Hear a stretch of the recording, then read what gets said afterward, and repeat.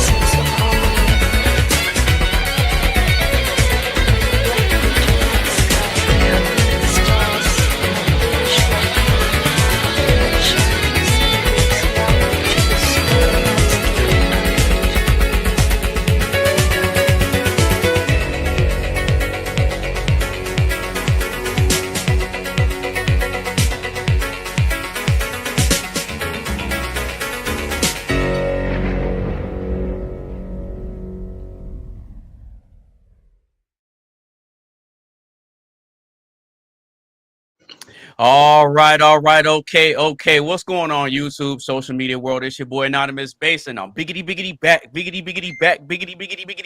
back with another episode of the Oxide Station podcast, where I am joined with two starter panelists. All right, let's go ahead and get into it. So, if you're new to the channel and new to the live stream, make sure you get a stream a like, share with a couple of your friends. Make sure you follow everybody on all their social media sites, and if you want to get in on the live action, you can join the panel by clicking the link that is pinned to the top of the chat.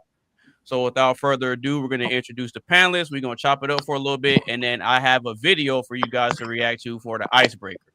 So, Mark Fowler, go ahead and introduce yourself to the people, brother. Thank you very much. Once again, thanks for having me. I'm Mark Fowler, the resident Englishman who likes to attend the Oxide Station podcast every Saturday night. Podcast. So yeah, I'm Mark Fowler, self-employed gardener, handyman, cleaner. Also run a cryptocurrency project. But also, there's more to me than that. You know, I've got an extensive history, a 12-year-long history of working in the care industry. Oh, really? Yeah. So a lot of the subjects we talk about actually resonate quite well with me because of that. All right, Mr. Sai, go ahead and introduce Hi guys, people, brother. Yeah, I'm Sai, one of Mark's good friends. Pleased to have the invite last week. Get introduced to you, AB. Really good session last week. Yes, currently lorry driving. Should have a new job or two new jobs next week, so that'll be good to get back to the Monday to Friday and bin the weekends. Working the weekends is a little bit overrated. Let's face it. Hey, I hear you, man. I hear you. But hey, if the money's there, you got to go to where the money is, brother. Yeah, well, I've managed to get better money on Monday to Friday, so I've hit the sweet spot. Oh, there you go. Hey, as long as you figure out something that works with your schedule and kind of, meshes well with your lifestyle and what you got going on, hey, I say that's a W, bro. Yeah, exactly that. I say that's a W. Yeah. Family man, 2 kids, as we chatted about last week.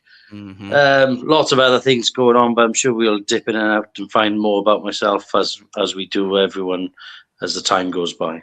All right, cool. All right, so how's y'all's week been? How's the week been treating you guys? Yeah, good. Yeah. Lots of new interesting things to do. Signed up with a really good agency yesterday. I walked in there, had such a good laugh. They said, we need to get you in the office with us. Yeah. Shout out to you, man. Yeah, it's a good week. Okay, good. Mark, how's the week been treating you, brother? How was it for you? I've had a really good week, actually. I've been just focused on myself, trying to get back on the weights. So I've been lifting my weights again. Okay. Trying to reduce my alcohol intake. So today you'll be pleased to hear that I'm sober today. I think Hey, shout out to you, man. I think will be the first podcast I've attended Shit sober, like that, believe shit it or like not. that, You shit know, like the first that, one shit that like you've. that. So I don't think you've seen me sober yet. So yeah, I'm drinking lots of. I'm on the fruit smoothies at the moment. Okay. Just trying to work on myself, you know, and do a bit of cleaning around the flat and just get on top of things. And it's always a nice feeling when you can get back on top. Okay. Did you get the smoothie from a place or did you make it yourself? Yeah, no, it's a store-bought one. It's high in sugar, but hey, it's better than drinking beer all day, I suppose. It's a better alternative. I would quite happily make my own smoothies, but I just couldn't be bothered today. Okay, hey. You don't have no pushback from me. At least, see, this is the thing. At least you understand that there's things that you need to improve on, and you understand the method to how you need to go about it. So it doesn't matter what I say, or it doesn't matter what anybody else says, either on the panel or in the chat or in your personal life. As long as you know what you have to do, it's on you to figure out how to set up your plan and just stick to it. Absolutely, and I'll be honest with you. You know, part of it is because of I was so wasted last week on the show. You know, and I did look back and I did watch myself, and I realized, Mark, you're being very incoherent. I wasn't really making much sense, and I was just waffling, and I was talking over people a lot. And I figured, you know, it's good to take a good long hard look in the mirror sometimes, and that's exactly. Yeah. And I just said, you know what? I don't mind drinking. That's not the issue, but I think it's the excess, and it's the right time at the right place. Do you know what I mean? So, in actual fact, I've been inspired by the podcast to make myself a better person. So, hey, there you go. Yeah. There you go. Hey, I can't be mad at that. And see, like I remember you asking me a while back, because in the beginning episodes of us being here, I remember you were kind of struggling to try to understand what the ultimate goal of me doing this was. And I remember you asking me several times, like, you know, what's the point of all this? Like, what's the purpose? And it's moments like this that you just shared right now that makes all of this worth it. So I don't care how many times we butt heads. I don't care how many times we get into debates, we disagree. I don't care how many times we laugh and crack jokes. The ultimate goal is for us to be able to come together. We wind down from our week, we chop it up, we kick it, we crack jokes, and we have a good time. And we're all here to remind ourselves that we're taking things one day at a time, and that you just have a little bit more to go. Sure, absolutely. And you know what life is a never-ending journey. There's always going to be things about ourselves that we want to improve. And I remember you saying to me, you know, you did challenge me on my alcohol intake and my smoking, and of course I pushed back. But you have to understand that, you know, a lot of. But I was expecting you to push back, though. Yeah, of course. I mean, it's the nature of the beast. But right. I think when it comes to addiction, it's something that you have to be able to find the strength within to do it yourself. You can't do it for other people, to appease other people. Right. So when the time's right, the time is right, you know? Yeah. And see, and like I said earlier, you know, I like that you have the self-awareness to understand that it may or may not be affecting different areas of your life. And like I said earlier, you know, it doesn't matter how much I harp on you about it, but you know deep down inside what you need to do to make the changes to get the outcomes that you want. You see what I'm saying?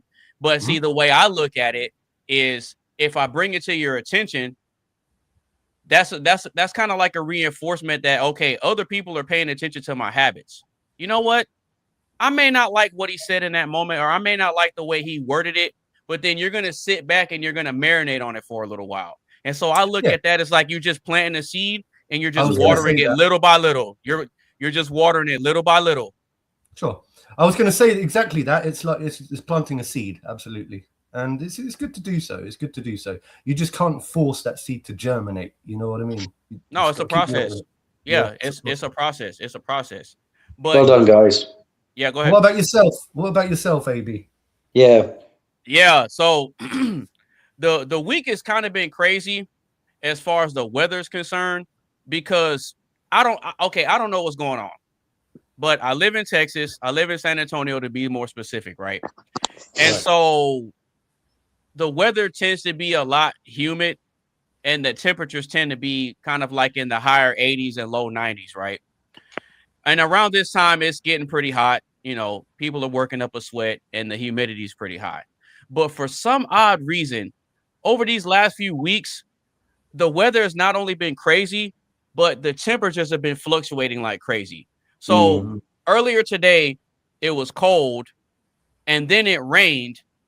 But then while it was raining, the sun came out, then the rain stopped, and then the temperature shot up. Isn't that likely to cause like storms? I don't know. To be honest with you, you know, I see. I wish I had an extensive understanding of meteorology to be able to break that down, but I don't. So I don't know what it is, because me and my family, we've been in San Antonio for a little over 25 years now, right? And for some odd reason, I'm still not used to this weather, bro. I'm just still not used to it. Like the people here are friendly, the people are nice and everything, and I like the environment, and I like the surroundings, but it's just the weather, bro. Yeah, well, it's So I suppose with being that, don't come here. I'm wondering it's just the weather, bro. It's just the weather is crazy. AB, yeah. Do you? I'm a bit of a conspiracy theorist, as you know. Do you believe that they are working on weather modification, like weather? And I'm wondering if Texas is one of those areas where they do work on weather modification. You know what? I'm going to be honest with you, man. I think there is some trickery afoot. Yeah. I believe it. I believe it. Yeah. No, because think about it. Think about it. Been like that this week, Mark. Yeah. I believe it. I believe it. But real quick, if I were you, I'd keep those eyes closed, because I'm gonna play Monster Reborn. You what? Now I'll bring back a monster. It's the same one I just sent to your graveyard. My blue eyes! Yeah, man, I knew you could do it. Now that was impressive. Oh, look who decided to pull up to the panel. What's going on, Tizzle? What's up? What up? Everybody, ladies and gentlemen, how everybody feeling? How everybody feeling? Put your money. No, let me stop. But now, how everybody feeling though? Oh my God, bro! Oh hell! I know.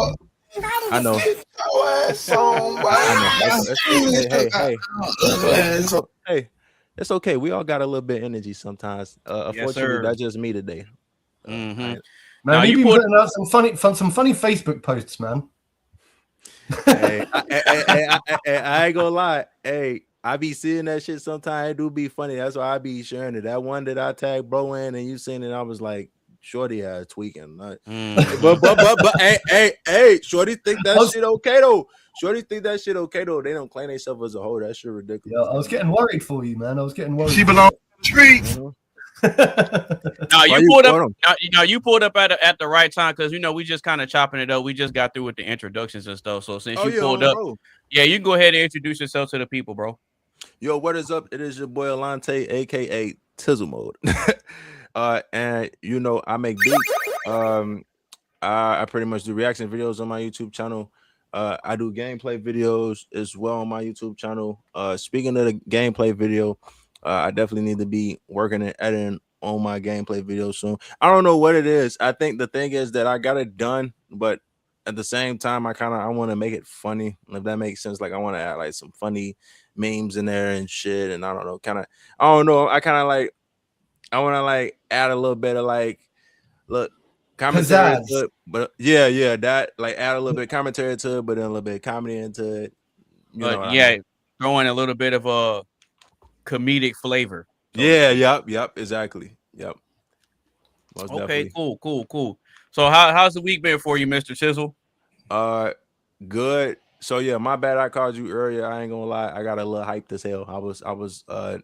You good. I was just sitting over here at my computer getting stuff done. Oh God, bro. I was outside taking a picture and shit on my story on Snapchat. I posted like the behind the scenes I was doing and all that and shit. Like I said, I wasn't bullshit when I said you inspired me to do some more clone pictures of myself and shit. Like that one you sent me when like I was on the computer and like the other me like rapping. I mean, I got that still. Like, I still need to edit that, but it's one that I did. That shit go hard. I'm not gonna lie to you. Let me see. I had to share my screen to show y'all. Real quick. Hopefully it show, because I know last time it didn't pop up. I don't know. Yeah, I don't know what happened last week. Yeah, I don't know it. I'm let me see real quick. Select entire screen. Allow. Okay, is it allowing? Okay, all right, there I go. All right, y'all can see my background. Oh, that's you? Yes, sir. And the other one is you too? Yes, sir. Like a kind of weird looking Asian sugar-free version of you. Asian sugar free. Oh my soul, right now for real though. Hey, you know who sugar free is, right? Who you mean? Like sugar? When I think of sugar, I ain't gonna lie. I think about Sugar Ray Leonard and Sugar Ray Robinson. No cap. No. Okay. Sugar free is he's a rapper from Pomona, California. He's a West Coast. You know what? I'll pull up a video. But you can go ahead. You can go ahead and keep talking. So, oh no, what I was just saying is wait, let me see. I got some of the edits on my phone too. So yeah, pretty much I was just outside and I was just trying to figure out like, damn, like, because I don't know, I was just kind of feeling creative today, accurate as hell today. Shout out to dude from Expendables. I forgot his name. AK, he played dude as Whiplash from Iron Man 2. If you've seen the movie, if you know dude I'm talking about, you definitely know the actor I'm talking about, bro. But yeah, I was outside today, and then I don't know, like I said, I just got inspired. I was being on some creative shit, and I seen like a couple of the pictures you showed me last time, and I was like, damn. I'm like, I might not be able to like can recreate all of them, but I'm like, some I know that I definitely can for sure. So like I did an original version where it's like not black and white. Oh my god, that fucking screen is maybe I should turn down my brightness on here. That's what I should probably do. Hold on, let me see. Or probably just bring it back a little bit. Yeah, okay. No, that made it worse. That made it worse. Yeah, that's a bit better. That's better. Okay. Oh, okay, yeah, I see what you're saying. Yeah, yep. So like I did an original one of me, and then damn, why the fuck is that so blurry? Goddamn. But yeah, I did that original version with no black and white, and then I did the one with the black and white. Honestly though, I think what made me want to do the black and white though for real, because I think my dad mentioned it probably like once before. He was like I should do black and white. If I remember, I think he said it kind of give the picture more detail and people kind of fuck with it more in a way. So shit, I kind of if you take some of those photos and do like a sepia tone edit, that'll be good too. What's a sepia tone? Sepia tone. It's kind of like a more vintage style of color grading, to where it's more like oranges and browns. Oh, okay. You have to look it up and see what I'm talking about. SEPIA. Okay. But yeah, this is who you look like in that other picture. That's sugar free. Sugar free. Hey, I ain't gonna lie. Hey. Okay, I think you know who Sugar Free is. You probably just didn't. You might have heard some of his music, but you just didn't know his name. Okay, have you played True Crime New York City? Damn, nah. So I played Streets or of True. LA. Okay, that's the one. Yeah, True Crime Streets of LA, not New York City. If you play True Crime Streets of LA, there's a track on there that's called Angry Enough, and it sounds like dude is rapping off beat. You know what? It's him. It's Sugar Free. I swear I know I heard Sugar Free style is where he kind of raps off beat. But yeah, I know. I swear, I heard a song in there before. It was like a rapper. So whenever Blueface came out and people were saying that he was rapping off beat, they were trying to compare him to Sugar Free, but Sugar Free was doing that first. Yeah, I was gonna say Sugar Free was pretty much because you had Sugar Free from California that was rapping off beat, and then I don't know if you know about Silk the Shocker from the No Limit era. So I heard he was rapping off beat too, but a lot of his stuff was trash. A lot of his stuff was trash, but that's a whole different conversation. But overall, how's everybody doing? Y'all good today? Yeah, good. All good, man. Okay, cool. So, yeah, go ahead. Oh no, I was gonna say you cool with me inviting my boy Dolo up in here too, because he said he wanted to join too. Yeah, hey, tell him to pull up. Well, I got the link pinned to the top of the chat. If anybody stumbles across the live stream and they're just listening in and they want to pull up, that's cool. But he was like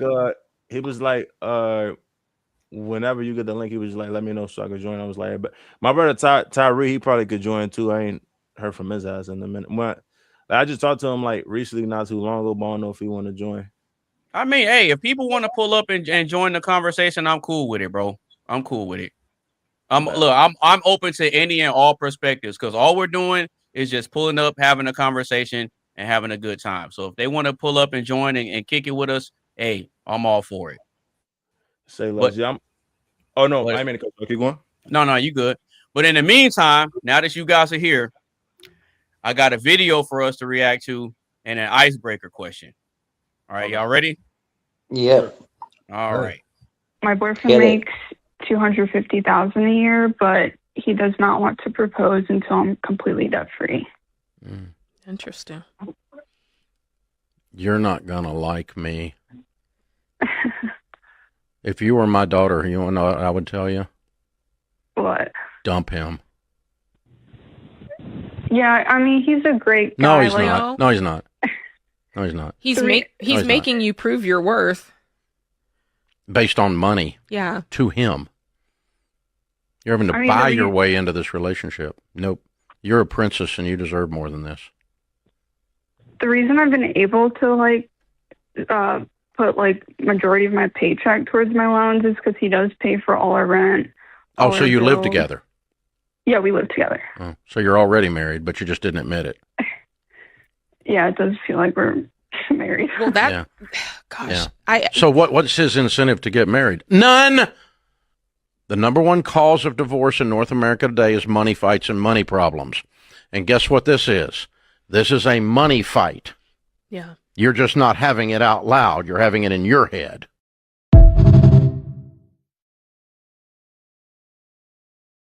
Damn, you know what? Okay, I gotta say, damn. Okay, so I think I've seen that before. So here's the icebreaker question: a woman says that her boyfriend won't marry her until she pays off all her debts. Is this a smart move or an unrealistic expectation? What do you guys think? I'd say neither. It just is, isn't it? I mean, that's his take on it. I mean, it depends what the debt is. If it's completely unobtainable to clear that debt anytime soon, they're not going to get married for quite a while. But then it could be a sort of life lesson of getting your sort of house in order, and that's what he wants moving forward. Well, I wouldn't marry anyone $90,000 or pounds in debt. I just wouldn't. Because how much she was in debt? Because if I'm not mistaken, I think it might be student loans or something like that. Don't matter. She's still in debt.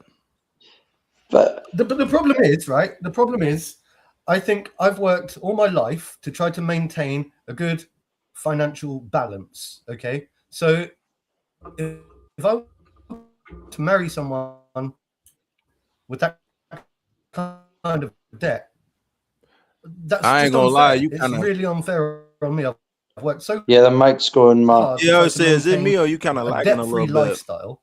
Why would I want to take on somebody, a partner, who can't even? Yeah, are you lagging right now? Yeah, your internet's kind of messing up. I'm telling you, man, he got that Buckingham Palace internet, bro. He got that Buckingham broadband, bro. Yeah. He got that Buckingham broadband. AB, he's on this dial-up shit.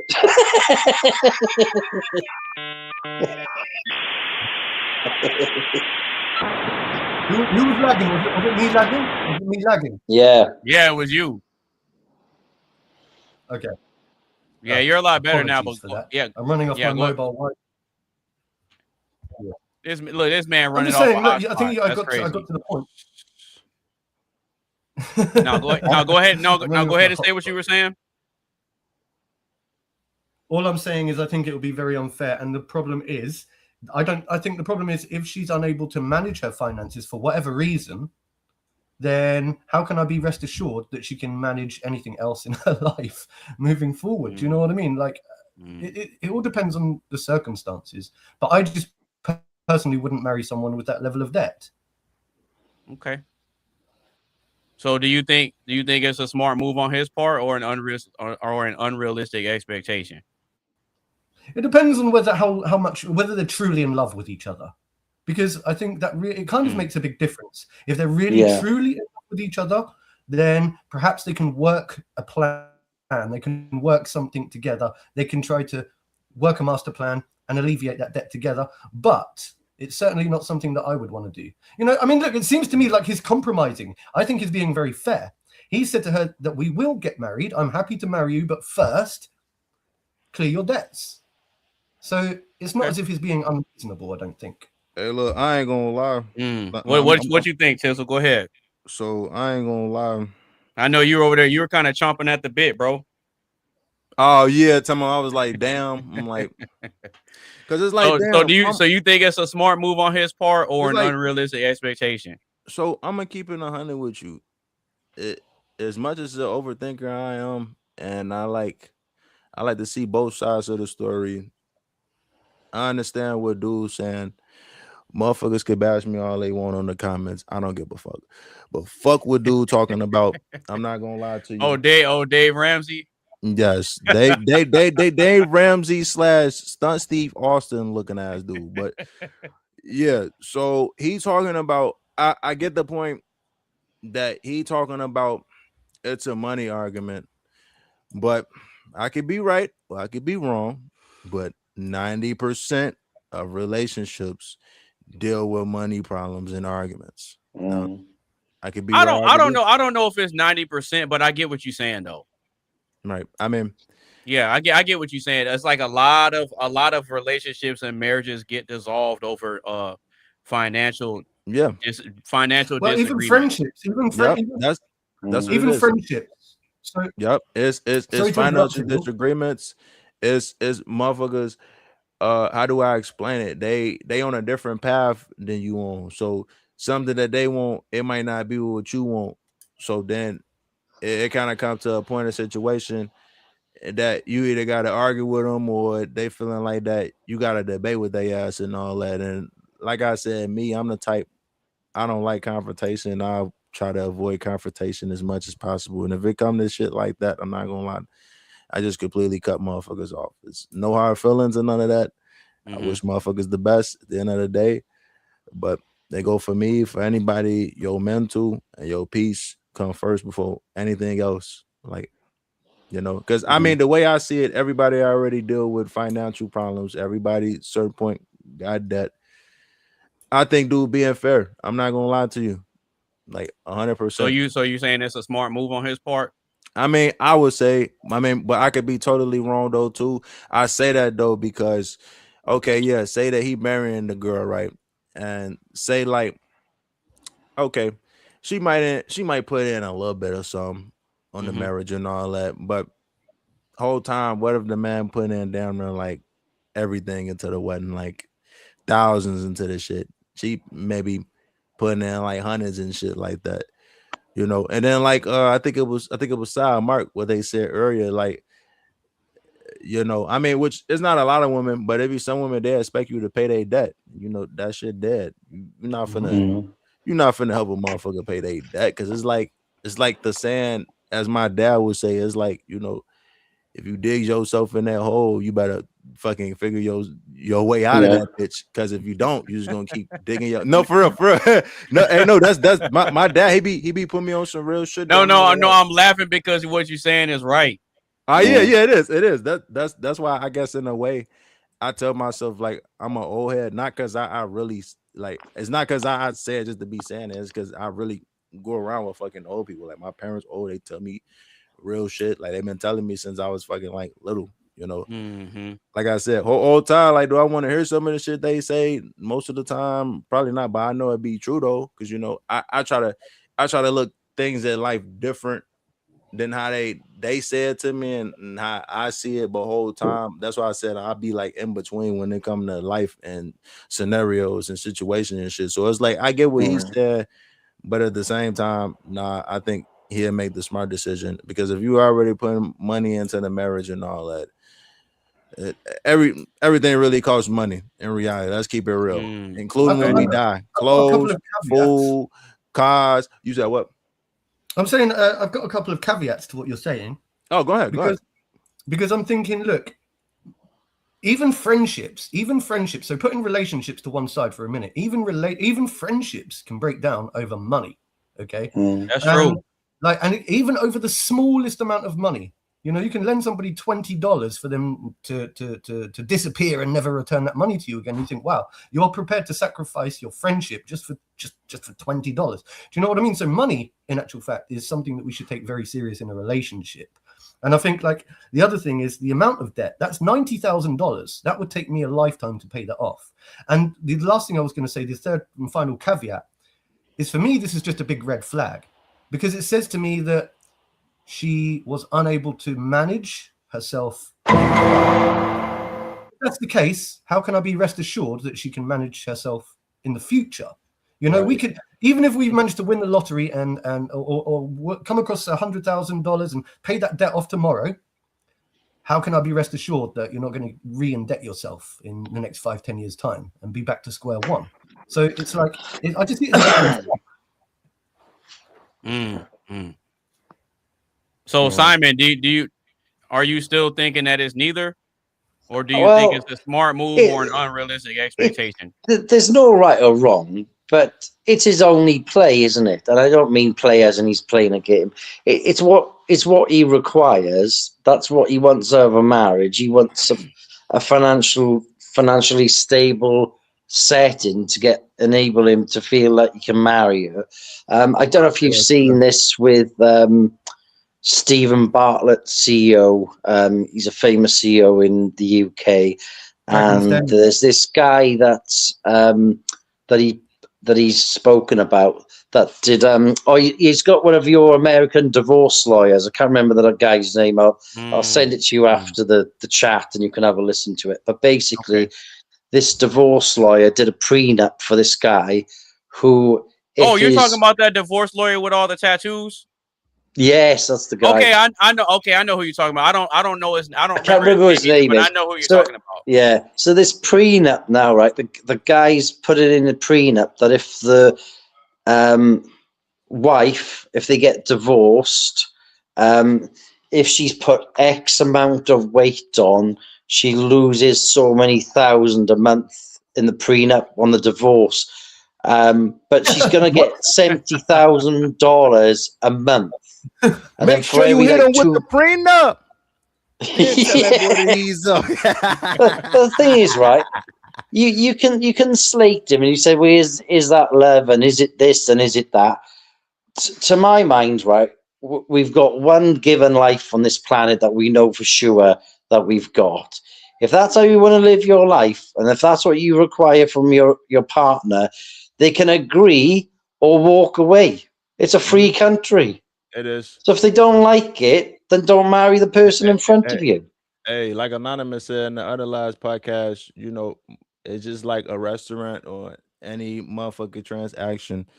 Motherfuckers can choose to leave when they don't want to. And it's not hard. Yeah. Yeah. And see, like Mark said about the lady, right? The guy that's there, don't marry him. It's a big red flag. It's this, it's that. Hang on a minute. You haven't even explored the detail. You haven't even explored, is there a plan? What is the plan? Are you helping her to get rid of the debt, as in giving her advice or supporting her through it. The guy's just all drama. He just jumps in it like a panther, like wants to rip it apart. This guy's bad. He shouldn't be asking this of you. But he really hasn't asked anything at all, has he, of substance to find out what the real deal is. Well, they were already working on it because she said that her boyfriend makes $250,000 a year, and that he won't marry her until she pays off her $90,000 of debt. And so she was saying that she's using her paychecks to pay it off while the boyfriend is taking care of the bills. Yeah. I say that's fair enough. If a motherfucker say that's unfair. And the thing is, right, he earns a lot of money, but why should he have the mindset of, well, I'll throw it at her? Because the thing is, if he just cleared the debt overnight, where's the incentive not to get into debt again? Yeah. Do you know what I mean? I get exactly what you're saying. That was my point. That was my point a minute ago. Yeah, I said that.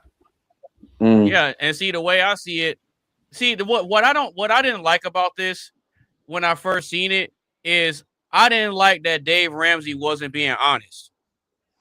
He was lying to her. Yeah. He straight up lied to her to spare her feelings. Oh, if you were my daughter, you know what I tell you? I tell you to leave him. It's like, okay, you built your whole show and career off of telling people and giving people game on how to be financially responsible and not be in debt. Right. That's what your brand is about. Your brand is about coaching people and giving people, tips and strategies to help get out of their debt. Yeah. So now this woman is saying, hey, my boyfriend, he makes X amount of dollars and he doesn't want to take me on with my debt. I say that man is financially responsible, and I think it's a smart move for him not to take on a woman with a whole bunch of debt, because because whenever you get married, her debts become yours. There you go. Oh God, there you fucking go. So there's no way in the world that I'm gonna put myself in position and make sacrifices to put myself in a good financial position and then say, you know what, she's hot. I don't care about her. I don't care about her debts. I'm just gonna overlook that because of this. No, being hot don't mean shit. I would try and work a plan. And I would say something along the lines of this. Listen, I earn a decent wage. I can set you up a business, or we can set up a business. Okay. Nope. You can manage that business, and if you can run that business and you can get yourself out of debt and you can do all the hard work and get yourself debt free, then doesn't that show that she's got a commitment, work ethic, and ability to dig herself out of debt before we get married? Because he's still be thinking for her. Okay, I'm just asking. I'm just putting it out there as a because if I take that logic, which I mean that's a fair point, but if you had the wherewithal to even run a business, then you wouldn't have $90,000 of debt to begin with. True, but perhaps she just doesn't have the knowledge and the experience, and has never had the opportunity to do so in the first before. And perhaps this could be a way of helping her to become financially stable by herself with a little bit of guidance and support, but without me doing all for her. Figure that shit herself. Yeah, but that has nothing to. Okay, but if I'm that guy, that has nothing to do with me. Of course not. Exactly. Of course not. But I would do that to anyone. So even you. I get the sentiment, Mark, but I think I get the sentiment behind it. But I think what he'd be doing is still spoon feeding her. Hey, hold on. Sure, but Simon, what I'm saying is, putting the gender or the relationship status to one side. Okay. Anyone who comes to me, who's in debt, I always say to them, there are ways out of that debt. You do realize that you can do what I did. You can set up a self-employed business. You can set up a company. You can do this. You can do that. So it's not even about the amount of money or the relationship status. I would do that to anyone. So all I'm saying is I'll give her the same opportunity to get herself debt free. But I wouldn't financially bail her out. Is what I'm saying. Yeah, I'm not doing that. And then another thing too. It's not my job to set up something for you to take care of your money problems. No, it's not. It's not your responsibility, but it's something you can do to support. I'm not gonna start a business for you. I'm not pitching in no money to help you start anything. Hey, look, you need to figure that out. But what if you can benefit from the business? But on the flip side of that, Mark, she could get into more debt, and then he's responsible for. Do you get what I mean? It doesn't necessarily mean the business will do well. If she gets into more debt, he's now responsible in some shape for starting that ball rolling. And now I'm out more. Yeah. Then you're gonna be more fucked than you was before. And I'll tell you something else too. Because a lot of times what happens, and I've seen this, guys will pour into a woman that doesn't have it all figured out. They'll pay for her college tuition or whatever. They'll pay for her to get through school. Yep, he'll start that business and help her scale it up. And then once everything's set up, she's gonna start thinking, okay, I'm good. I don't need this guy anymore. Yep. Using him just for the money. That shit. And then try to hit the Uno reverse and try to put him on a prenup. Right, like you the one that she'll try to put him on a prenup, like, oh, I want to protect what I built. It's like I'm the one that I'm the one that set it up. No, I'm not saying that you should ever bail somebody out of their own debts, and you shouldn't bail them out. Is what I'm saying. What I'm saying is that. Bro, and you know what? And now you know what? Speaking of that, as a businessman, I would offer you a job. Yeah. Hey. What? I would offer you a job, and I'd see how that job goes, and I would give you, what do you call it, like the period, the 3-month probationary period, and do you know what I'm saying? I would treat it like a business. You would be become my employer. I'm not even gonna do that. I'm not even gonna do that. Hey, look, and the reason I say I wouldn't even do that is because of this. If you're already coming into the relationship and you have bad habits, that's the manifestation and the result of your bad habits. So then what sense would it make for me to employ you and you already have bad habits, and then you're not going to understand the structure that I have set up and the direction I'm trying to guide you in? So do you think because it's going to be hard for you to separate business from our romantic relationship. So you think it's going to be a conflict of interest there? You think they should just part ways? You just think they should part ways? Yeah. No, I think that if she's serious about marrying that guy, then she needs to put her big girl panties on or her big girl knickers on, and I reckon a thong in the circumstances. yeah, like come on, bro, you're gonna have to get it together because this is the reality of it. This is the reality of it. You don't get to come in with your financial situation messed up, and then if the marriage doesn't work out, you want to leave with 50-50. We're not doing that. That shit overly dead. No, we're not doing that. I'm not gonna practice financial responsibility just to give 50% of it to somebody who's not responsible. I'm not doing that. Sure. Hey, just like how you said at the beginning that I would not marry. Hey, just like how you said earlier, AB, that they financial problems is your problem, so is everything else. They move swings, they bullshit, they drama, damn near pretty much everything. Yeah, I look at it like this, man. Depending on what type of debt that is, let's say I step up, quote unquote step up, and I just pay everything, right? Right. Guess what? Doing that though. But guess what? I don't benefit from that. You know why? Because that's gonna build her credit up, not mine. Not only that though, women know that you gullible as fuck when you do that, and when they know I'm not doing that. And this ain't no get out of jail free card. Nope. And when they know that. What caused this debt though? If it was something like an operation, for example, would that make any difference? Or if it's just maxed out credit card spending? Well, we got to think about it. Not.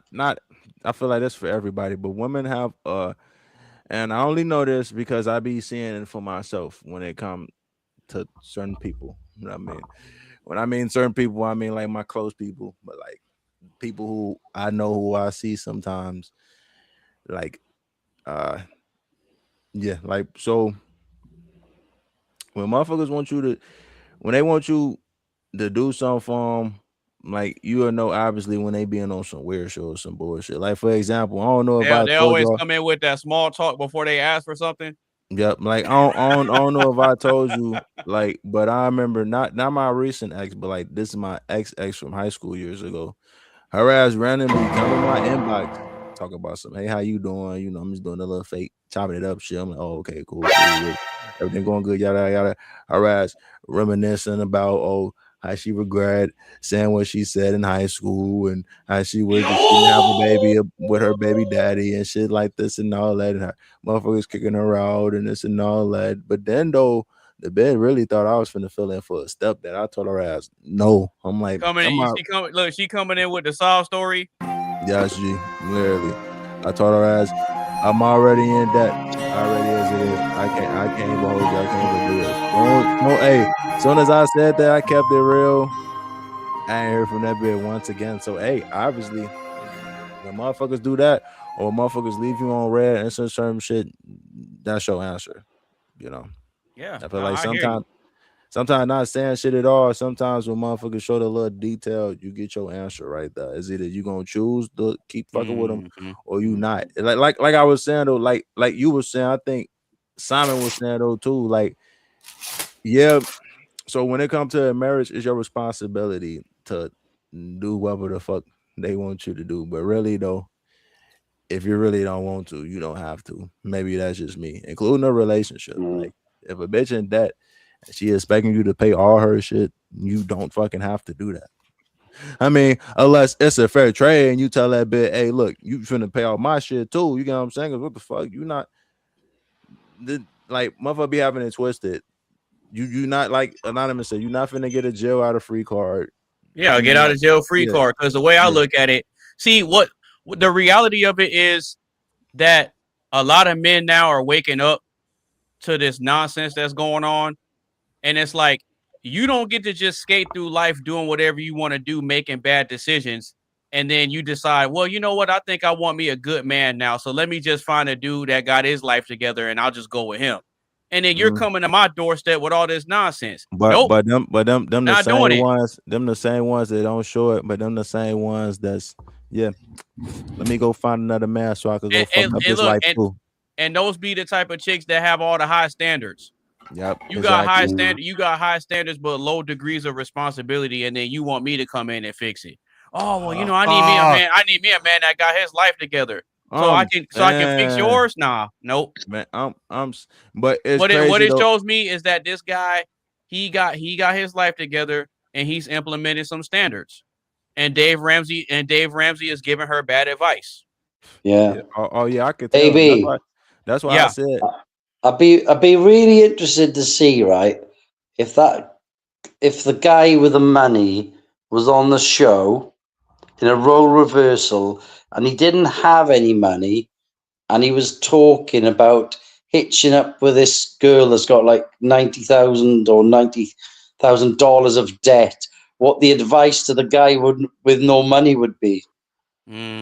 Because really, I don't think it'd be the same conversation as we were listening to. So it just goes to show, why does that host believe the money that guy has earned before marriage now belongs to the girlfriend? You know what's a good example of this right now? I don't know why I just thought about it in my head, but if y'all know this show, y'all know. If y'all don't, y'all don't. Y'all heard of this show called Snowfall? No. All right. So I feel like if I told y'all the name, y'all might know him. Y'all ever heard of Idris Elba? Idris Elba? Yes, yeah. Or is it he's from the UK. Shout out to the man them. Oh God. I think that's him. Hold on, let me double check. I mean, no, his name Damson Idris. Oh, I don't know then. Nah, okay. If you're saying Idris Elba, then I know who that is. Yeah, he looks familiar. No. Yeah, okay. So yeah, and the I was gonna say I know who Idris Elba is because me and him had the same birthday. Oh shit, damn, I didn't know that. That's pretty cool. Yeah, me and Idris Elba had the same birthday. Oh, see, that's fire as fuck. I like that. But in the show, he played as a drug dealer named Franklin Saint. I think like in the beginning of the season, I think he may be in his teen years.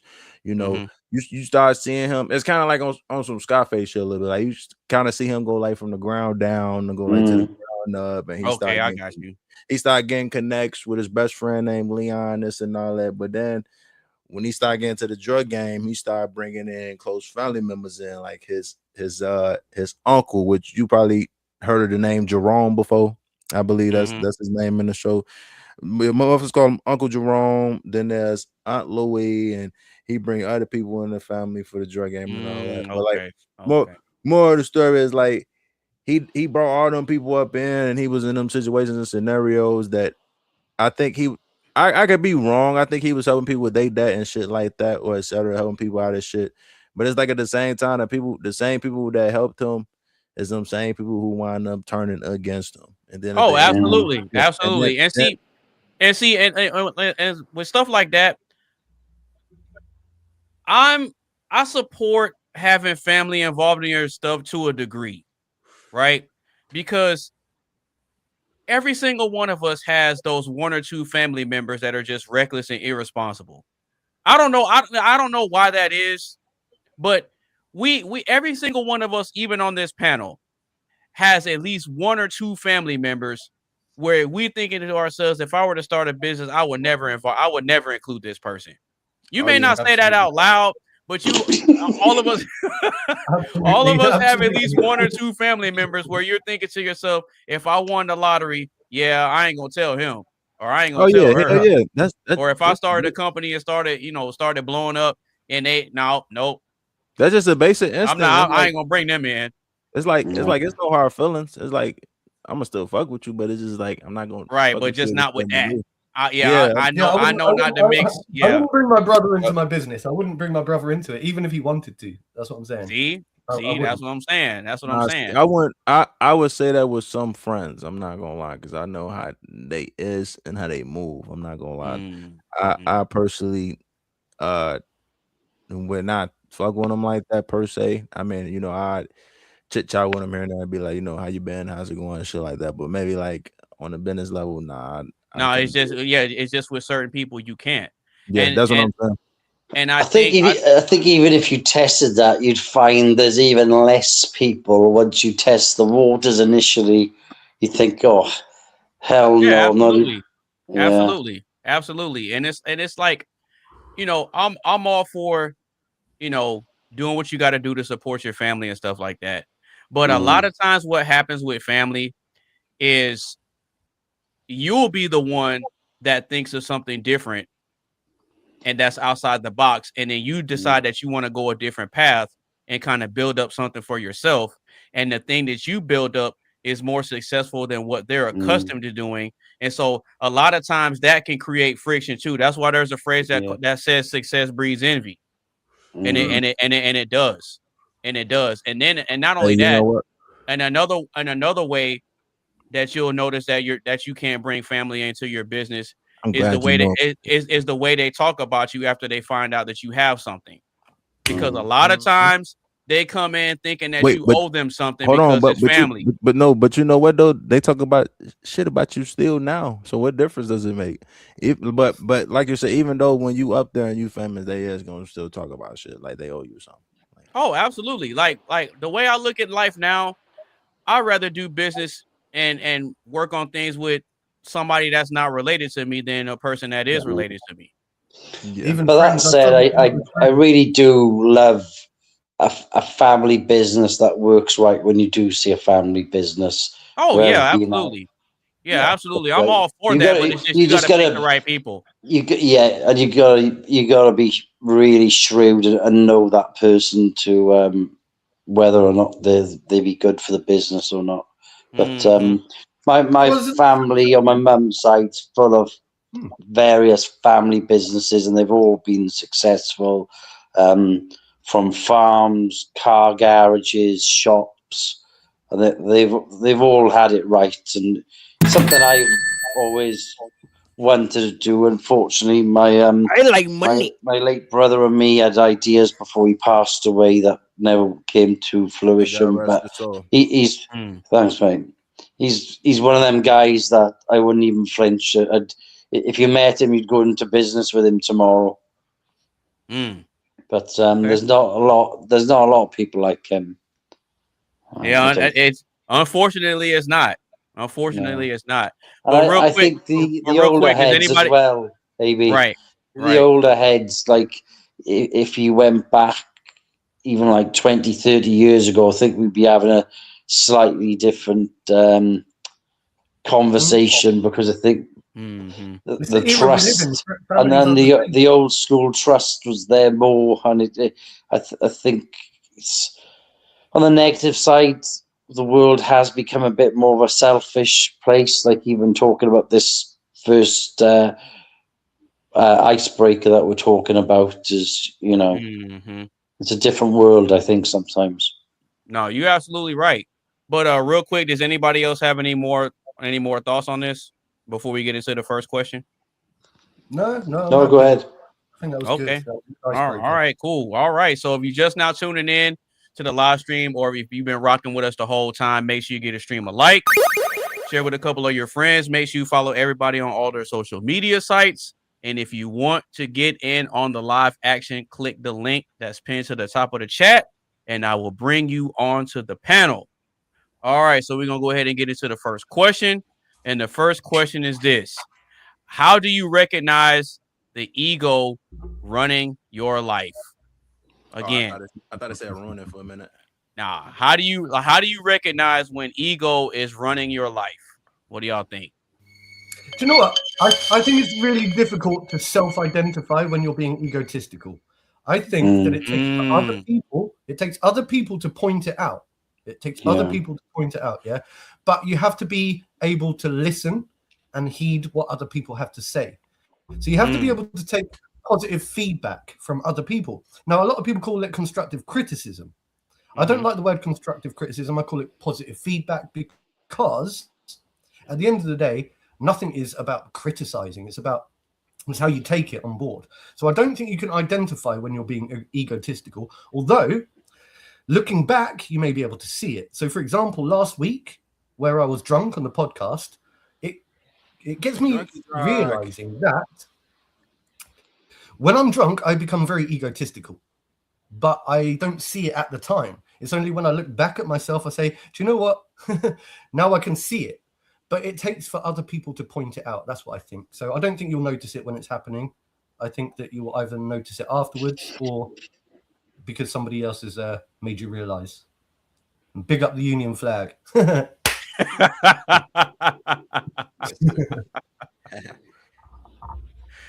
All right, Tizzle, Sai, what do y'all think, man? How do you recognize when ego is running your life? What do you think?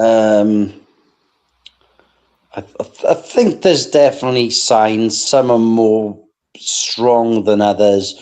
If you're getting angry or wound up, or people are starting to pee you off a lot, you can get self-justification in why you're annoyed with them. But at the end of the day, when you calm down and you're not from a place of ego, them same acts from other people won't have the same effect because you're more grounded and you know yourself and you don't let yourself get sucked in. And a bit like we chatted last week, didn't we, about like businesses and getting to your goals. But I think we've all been there to different extents. I mean, my best mate, Dave, who's a life coach, which I will chat to him about this podcast, actually, because I think he might want to come on board for a session and have a chat and stuff. Basically, we can start chasing things. So your dream might be to get a business and sell cars. But then before you know it, your ego's thinking, well, I want the best cars. I want the fastest cars. Then I want to cut some corners because I can't get the fast cars. So I'll start doing dodgy deals to get the fast cars. And before you know it, the initial good idea of earning a decent crust for the family has now become self-consumed in an idealistic business that's not tangible at that present moment because people are trying to run before they can walk. Sure, but how do you identify that though? Do you identify it when it's happening at the time, or is it because you're if you work from a place where your gut instinct is serving you and you're making good decisions, it'll come from a calm place. Whereas when you get really excited on the base of it, right, I'm getting excited about this business now, it can be seen as a good thing because you've got enthusiasm. But then that can quickly mask itself as enthusiasm, but then that overzealous drive is steering you rather than you steering it. Do you get what I mean? Mm-hmm. When you come from a calm place with awareness and presence, you'll be pleased and you'll be happy with your decisions, but you won't be like a kid in a sweet shop chomping at the bits and rushing, because rushing does it a lot to us, because we feed off the endorphins and the adrenaline, and we think it's serving ourselves, but then we soon realize, hang on a minute, I'm just driven by the excitement of it all rather than the passion. Mm-hmm. Yeah, that makes sense. That makes sense. All right, Mr. Tizzle, how do you recognize when ego is running your life? What you think, brother? I feel like, honestly, when you don't hold back on people and you don't have no filter, instead of just how do I explain it, having a mask on your face. What does that make sense a little bit? Does that kind of make sense? Yeah, it does. So it's like somebody telling you something, and it's like, say if it's something that you don't like what they saying, it's like you might get offended to it, or that's something personal. You don't agree with what they saying. Mm-hmm. Like, I mean, I believe in everybody with the agree to disagree shit, but at some certain point, I don't. I hate that. I hate that with a passion, bro. I'm gonna keep it real with you. I hate that with a passion. Okay. I don't hate it. I think I understand why you hate it, but no. I'm real curious to why you hate it though. Like not like in a bad way. I mean, no. I know. I hate that let's just agree to disagree thing so much, because what it does when people say, "Oh, let's just agree to disagree," what they're telling you is that I can't defeat what you're trying to say, so I just want to cut the conversation off and move on. That's really what that is. Can I tell you why I disagree? That's really what that is. They realize that they're losing. They realize they're losing the argument, so they just want to stop the conversation and get you to stop talking about it. I don't think so. There's a very famous meme out there. Okay, and I'll depict it for you. You know what? You a smart motherfucker for that. I ain't never thought about that. It's a cop out. You know what? It could be a cop out, but it could also be, well, you're not changing my mind, and I don't feel like I need to change yours. But you are right. It can be a cop out. Sometimes someone will fall short and say that because they have lost the argument. But other times people are just, life's a bit too short to argue about this for another hour. And I'm quite at peace in the way I think, and I don't really want to sway you to think like me, and you're not going to anyway. So I think it depends on your situation, really. But I think think about this though. Think about this though. I think that when people do that, it's 100% a cop out, and I'll tell you why. When people realize, because they'll argue for a long time, and it gets to a certain point when they decide, when they start realizing, okay, yeah, I'm not really winning like I thought I was. That's when they say, "Oh, well, you know what?" Totally agree. They get frustrated and they say, "Well, you know what? Let's just agree to disagree." Or they'll say stuff like, "Oh, well, why are you getting like it's not that serious?" They'll say stuff like that. Oh, it's not that deep. It's not that deep. Listen, that's when they realize they're losing the argument and they just want the conversation to stop. Because I've called somebody else out on that before, and then they said, "Oh well, AB, I think we just need to agree to disagree." I've got pushback on what you're saying. Don't put a Jedi mind trick. He's funny as hell. No, it's true though. Because when they realize that they're losing the argument and they want to cut the conversation off, and they say, "Oh, that's not true," and I say, "You know what? Would you agree to disagree if you knew you were winning the argument?" And they always say no. Am I tripping on that? I heard Mark say he want to do a freestyle. No, I've got pushback on what Mr. AB is saying. No, go ahead. So, look, I understand what you're saying, but I think the problem with it comes down to something called perception. perception. Okay, so I'll try to explain. There's a very famous meme out there that depicts the number 6, or does it? Okay. Or does it really depict the number 9? Now, there are people stood on both sides of that number. Okay, I see what you're saying. Yeah, I know what and you're talking somebody about. is seeing it. Somebody is stood there and they see the number 9. Somebody is stood that side of it and they see the number 6. Now, they're both correct.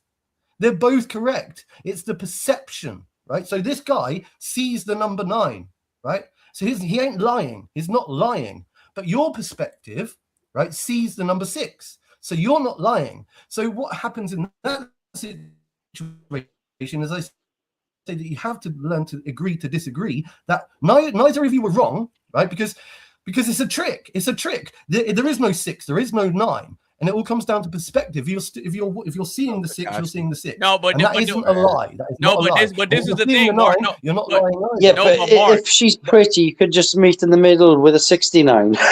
Yeah, right. You understand what I'm saying, though? You understand the meme? No. Listen. I get what you're saying 100%, but this is the issue. This is the issue I have with it, because I understand that it's a perspective that both people are presenting, right? Now, I can let my perspective be known, and then I can leave my post to come over to your side and understand and still understand your perspective. So I can stay in one place but see it from both sides. So if I'm seeing it from both sides and I'm going based on your perspective and it's still not making sense, then how are they not wrong? Or how are they not wrong? Yeah, but that's not what they perceive. They perceive that they are. Because it works both ways. That's what I'm saying. It works both ways. Because you're saying it from your side. You're saying, well, I can see their perspective. Like when you and me debate, actually, a lot, right?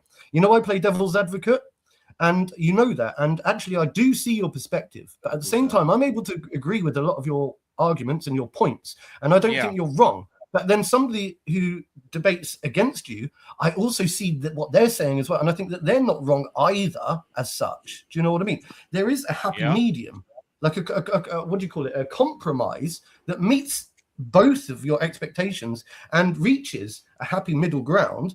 And all I'm saying is perspective or perception does matter. No, you're right about that. You're right about that. But see, the one of the bigger problems that I have with the whole let's just agree to disagree is because it's this. So I don't mind having a long drawn out discussion about something because I'm in it for the understanding. I'm trying to get to a point of understanding. And so what it tells me when people say let's just agree to disagree is that they don't care to try to understand. Do you really think that? I don't know. No, that's what it is. That's what it is. Always the case. I think sometimes you and me have had head-to-heads, right? Where we will back and forth, right? And I will keep turning around and saying, but I agree with what you're saying, but there's another perspective to it, right? And then you will say, but I agree with what you're saying, but there's my perspective to it. And realistically, what can happen is we can keep butting heads all night long and never actually find a full resolve. Yeah. So at some point we have to agree to disagree, because if we don't, we're just going to end up constantly at each other's throats trying to win this argument, and it will never actually really come to a finalization. So in some cases, no, you're right, but that's a common misconception when people what have if I conversations argue with you for though? If I wasn't trying to argue with you, anyway, right. That's a common misconception. We can agree to disagree on this one, bro. We can agree to disagree on this. See, here he goes. Here he goes. If I were you, I'd keep those eyes closed, because I'm gonna play Monster Reborn. You what? Now I'll bring back a monster. It's the same one I just sent to your graveyard. My blue eyes!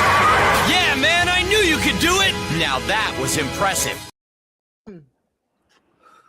Oh, look who showed up. We got the homie Triz in the building. What's going on, big dog? What's going on with you? Bang. Nothing much, man. Shit like that. I saw you backstage, just kind of observing what's going on. What's going on with you, brother? Boy, I got the Morpheus glasses on. Hold on, from the come on, let me find out. Man, I'm just doing my thing right now. Kind of taking some time off. I'm about to go to the gym a little bit later on tonight. Doing some stuff on my computer. That's why I'm on my laptop right now. Got the downloads in the background. You know how we do it.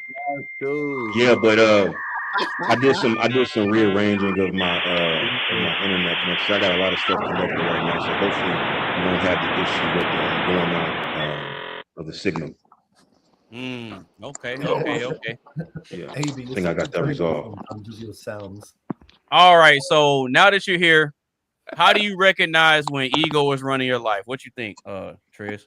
What you got? Oh, ego is very simple. Outcomes. You know, if you have if you have demonstrable outcomes, then your ego is not an issue.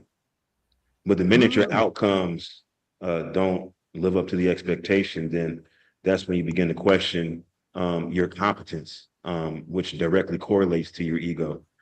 You know, you feel as though if you have the capacity to accomplish something, but yet that outcome isn't realized, then we have to look at, you know, the factors that you can control, primarily being yourself. You know, what can you do to achieve the outcome that you desire? Sometimes it's competency, sometimes it's effort, discipline, things like that. But it all boils down to putting your ego in check and recognizing that, you know, if something's outside of your capability, to, sequester the necessary resources to make things happen. I mean, a lot of times that requires putting your ego in check as well, because it's hard, especially for men, to ask for help, saying, you know, this is something that I want to do, but I can't do it. Like right now, I'm doing some renovations to one of my apartments. And so now I'm considering putting a washer and dryer in the unit. I have like a laundry room that's coin operated. But this particular unit, is 2 bedrooms. And so I think that they would greatly benefit from a washer and dryer. And the revenue that I lose from the coin op, I think I'll make in rent. But this is outside of my capabilities. I didn't realize the scope of it until like I actually went through there, and I realized I'm gonna have to actually knock out a wall. I'm gonna have to run a drain. I'm gonna have to put a soffit for exhaust. I'm gonna have to do some electrical work. Right. It's just like way outside of my capabilities. It's extra stuff involved. It's a lot more stuff than what I thought it was going to be, because I was going to put an all-in-one washer and dryer that's ventless. But I was talking to a plumber, and he was saying that he just did a project where he did probably about 10 ventless washer and dryers. And he said like that particular landlord is upset because the tenants are complaining that the clothes don't get dry. And so so I'm like, man, this adds a significant amount of money. It's like just to do a vented dryer as opposed to a ventless. Oh, see, told you. Mr. AB, I've got a question to ask him when he comes back, though. Yeah. Here we go. It's acting up, internet acting up still. I told you, got them downloads. But go ahead, Mark. Go ahead and ask them. Because I want to ask you a question, because you say outcomes, yeah? You can identify when your ego is in play. It's all to do with your outcomes. Do you think, I'm just asking, it gets me thinking of like boxers. Let's talk about Chris Eubank, Nigel Benn, for example. I believe they've got huge egos, but they seem to have really good outcomes. Do you know what I mean? Do you think that they realize how egotistical they are? Do you think they understand how egotistical they are? Because I think the rest of the world. Yeah, but they got discipline at the same time, which is a bit of a weird mix because of the boxing. So. And you know what's ironic about this is that when Triz made his point, that's kind of along the lines where I was gonna go, because I actually agree with Triz on that. So do I, but I'm asking Triz directly because he mentioned, because look, I'm just curious. I actually agree with Triz 100% on that. Yeah, I actually agree with him on that. But go ahead, Mark and Si, y'all can go ahead and grill him as much as you need to. It's not even a grilling, man. It's not a grilling. You know, I'm doing my thing. I'm being Mark, yeah? I'm just being Mark. And I'm asking because I'm trying to understand. He said that, Triz, you said that outcome is the identifying, I don't know, like, thing. What's going on with Simon there? Fuck is that? That looks like his thumb.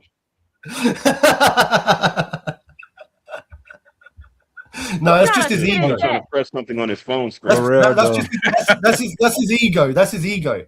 But that's the ego. I was asking Triz. That shit look like a rat about the foot. outcome. What the fuck? About the outcome aspect, right? Of how do you identify when your ego's in play? And he said it's to do with the outcomes. And I'm wondering, because if you get what does that mean, positive or negative outcomes? I'm just asking. I'm not like trying to be awkward. I'm just asking.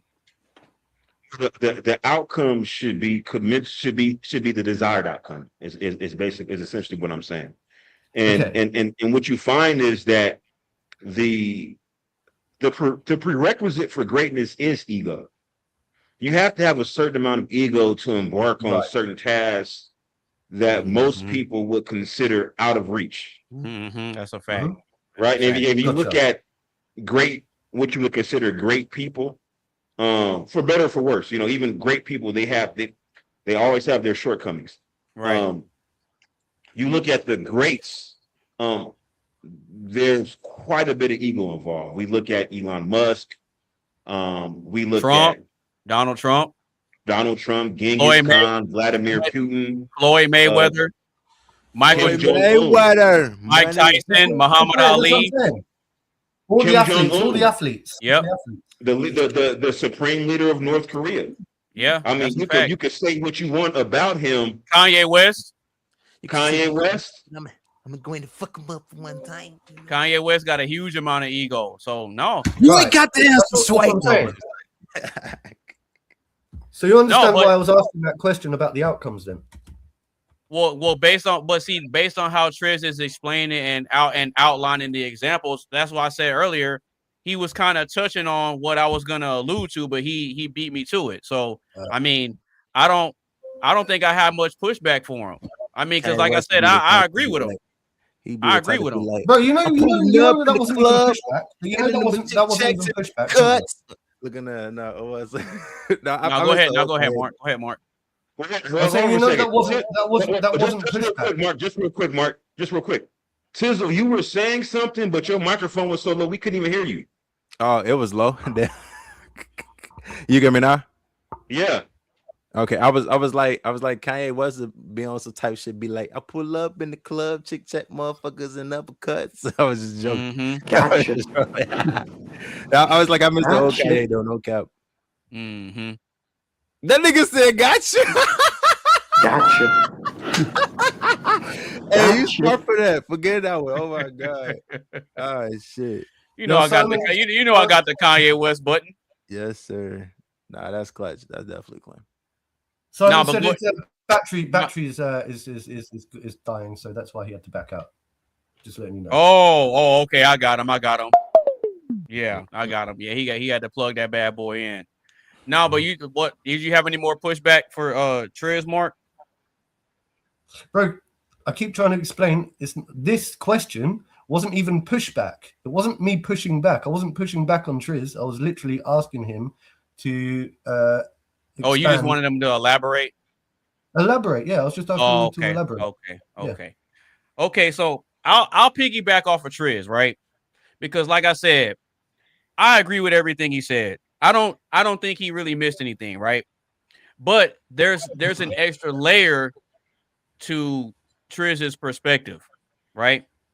So, like he said, in order for you to embark on great journeys to achieve great outcomes, you have to have a high level of belief that's so strong that people call you crazy for even thinking it, right? This happens with a lot of the great conquerors, like your Napoleons. This happens a lot with your famous composers, like your Beethovens and your Mozarts. This type of things happen with the guy that designed the Eiffel Tower. They probably called him crazy because I'm gonna build this thing no matter what y'all say. They say the same thing about the Wright brothers when they started flying planes. They say that about people that want to think outside the box and push the envelope and try limits that have never been tested before. That's really what it boils down to. You have to have an insane amount of self-belief, high esteem, and ego, like Triz said, to even think that you could do something that most people have never done before. They probably said the same thing with Alexander Graham Bell and Nikola Tesla when they were experimenting and trying to figure things out.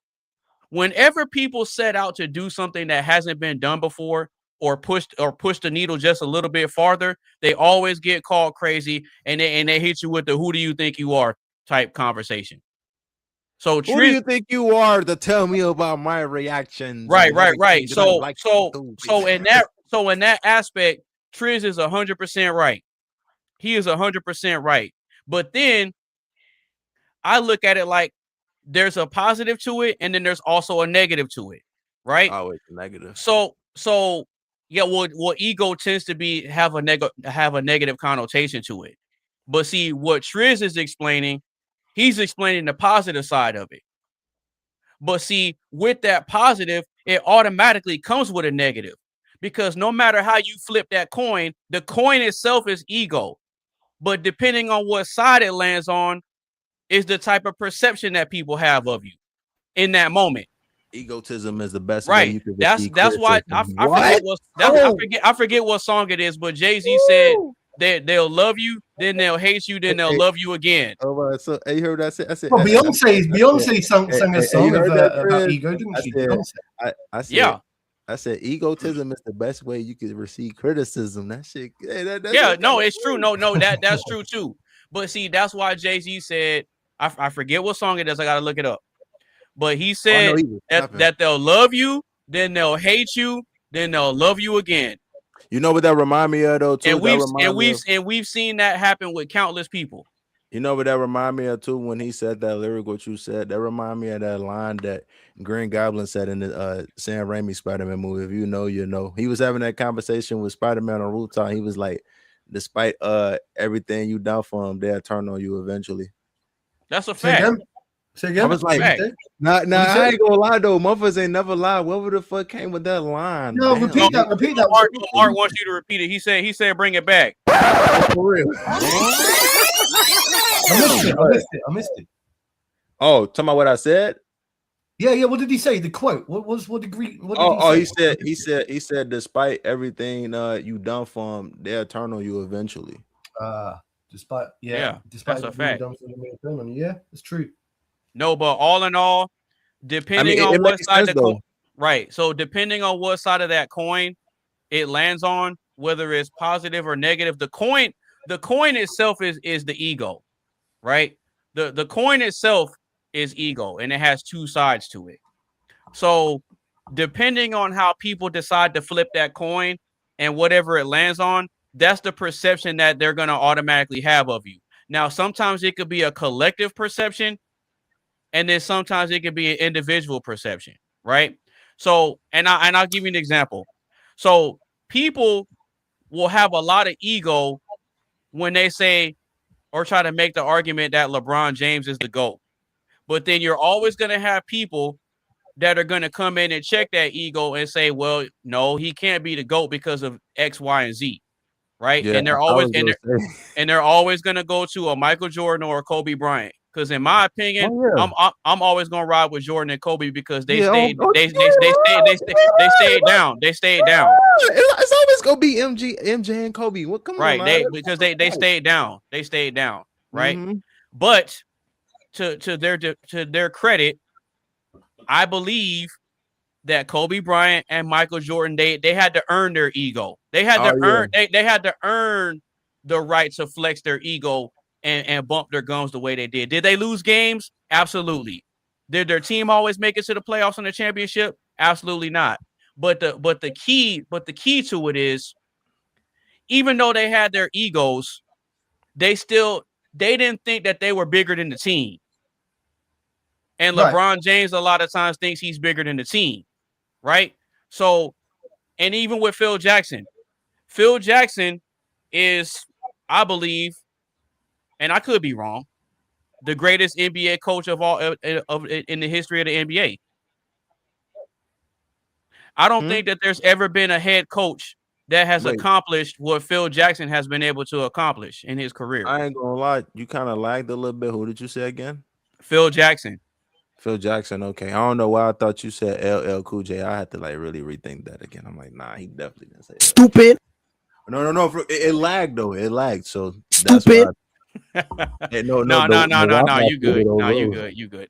No, but see, but to people's credit, I think, and this is tying into what Triz said, because the foundation of it is the results, right? Mm-hmm. If you can demonstrate a high level of respectable outcomes, then your ego is justified.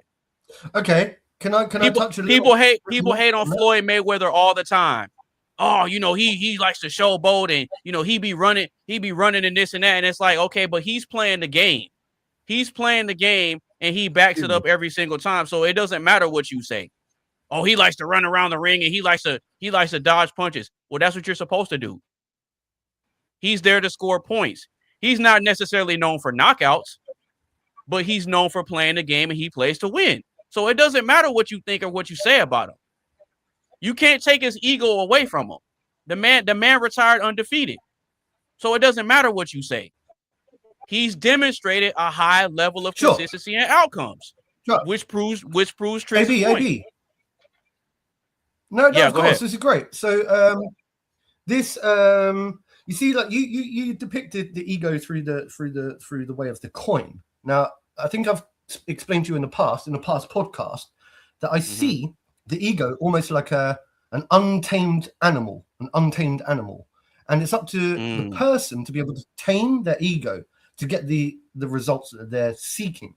So I think what it is like some people. Well, that kind of contradicts what you just said, then, because you said you see it as because you said you see it as an untamed animal, but then you turn around and said you have to tame it.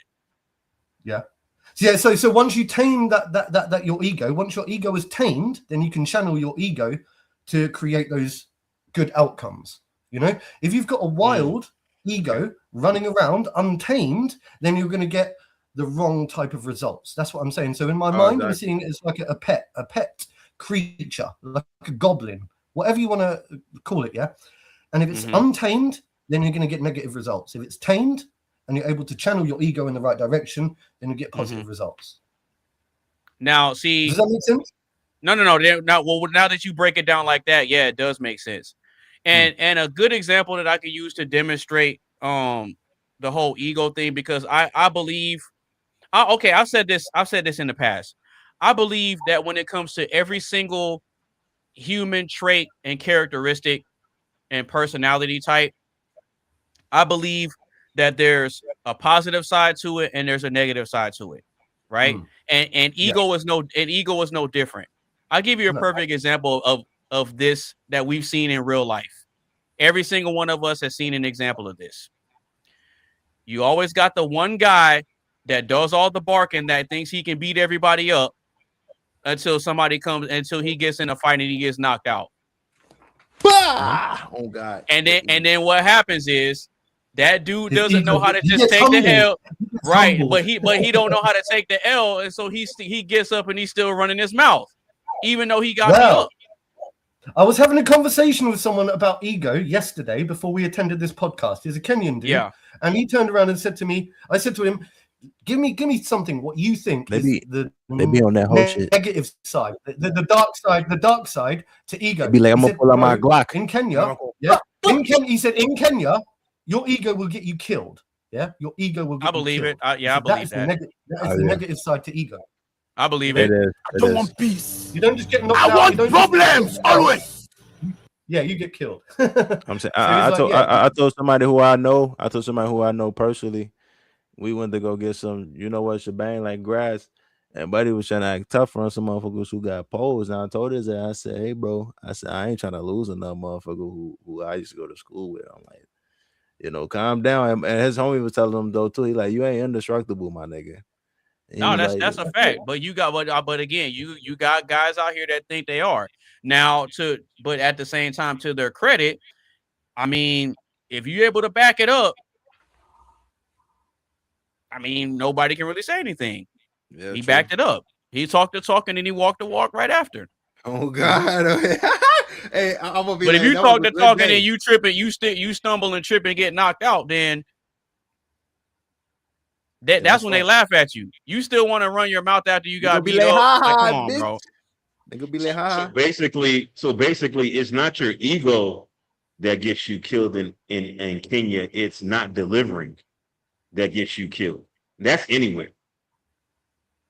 You have to deliver.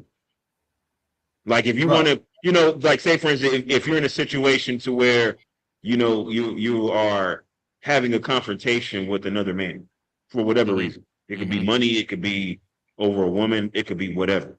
Right. And in this dispute, you say, these are my boundaries. If you cross these boundaries, I'm going to do X, Y, and Z. Now, this person is expecting you to do X, Y, and Z, but they're going to test you and see if you really can deliver. Yeah, now, if you don't deliver it, that can get you killed. But once you deliver, that's true. Yeah, if you deliver, then it's not going to be a problem.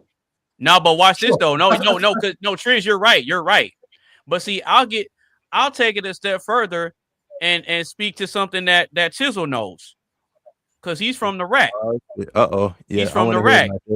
Now, in the rack, you can have ego and you can deliver, but then it's somebody else that can't take the L that'll come back and try to even the score. So, just to answer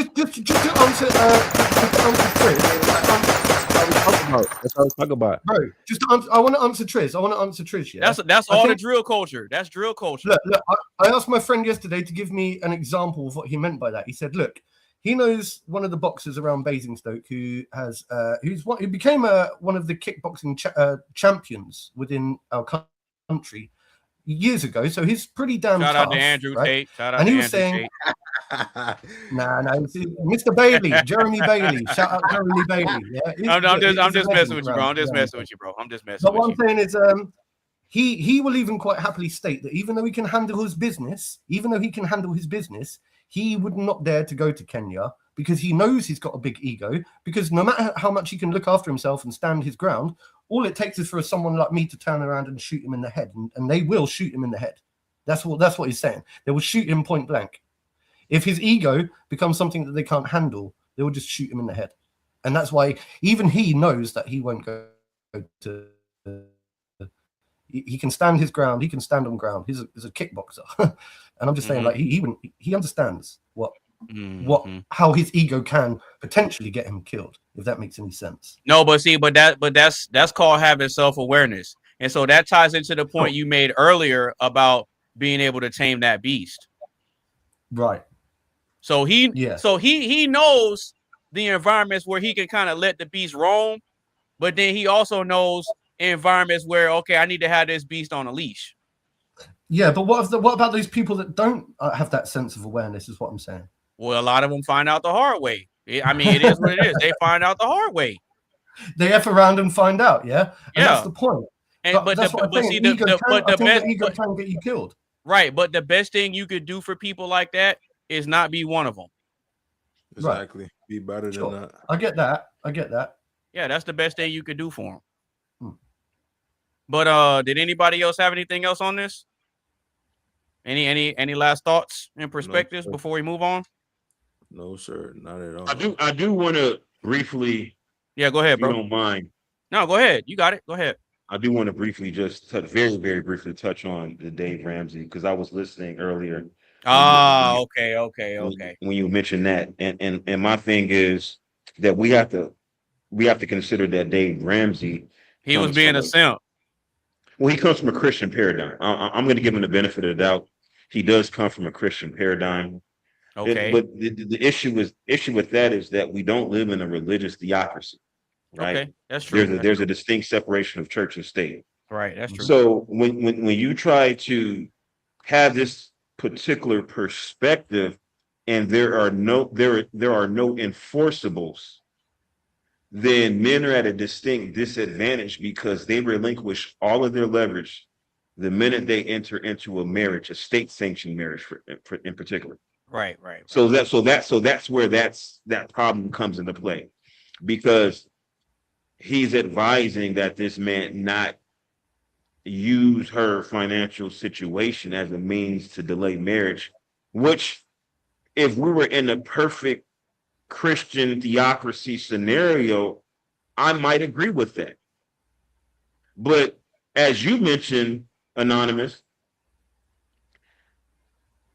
the woman wants the man to be the provisioner and the protector. He's already doing it. Divorce, he was already doing it. Exactly. That's what she wants. She said that she takes her paychecks and she uses her paychecks to go towards knocking out that debt while he pays all the bills. And that's when Dave was like, "Oh, so it's like y'all are already married." And she was like, "Yeah, kind of." And that's what women want. Women want the men to provide for the household. Yeah, I don't see a problem with that. But here's the problem. In the contextual framework of westernized civilization, the problem is that you are providing 100% or 90%, 70%, but in a divorce, they want 50-50. Yeah, we're not doing that. I get what you're saying. That's what that shit dead. Yeah, I get what you're saying, but we're not. Yeah, I'm not doing that. I'm not. Now, here's the thing.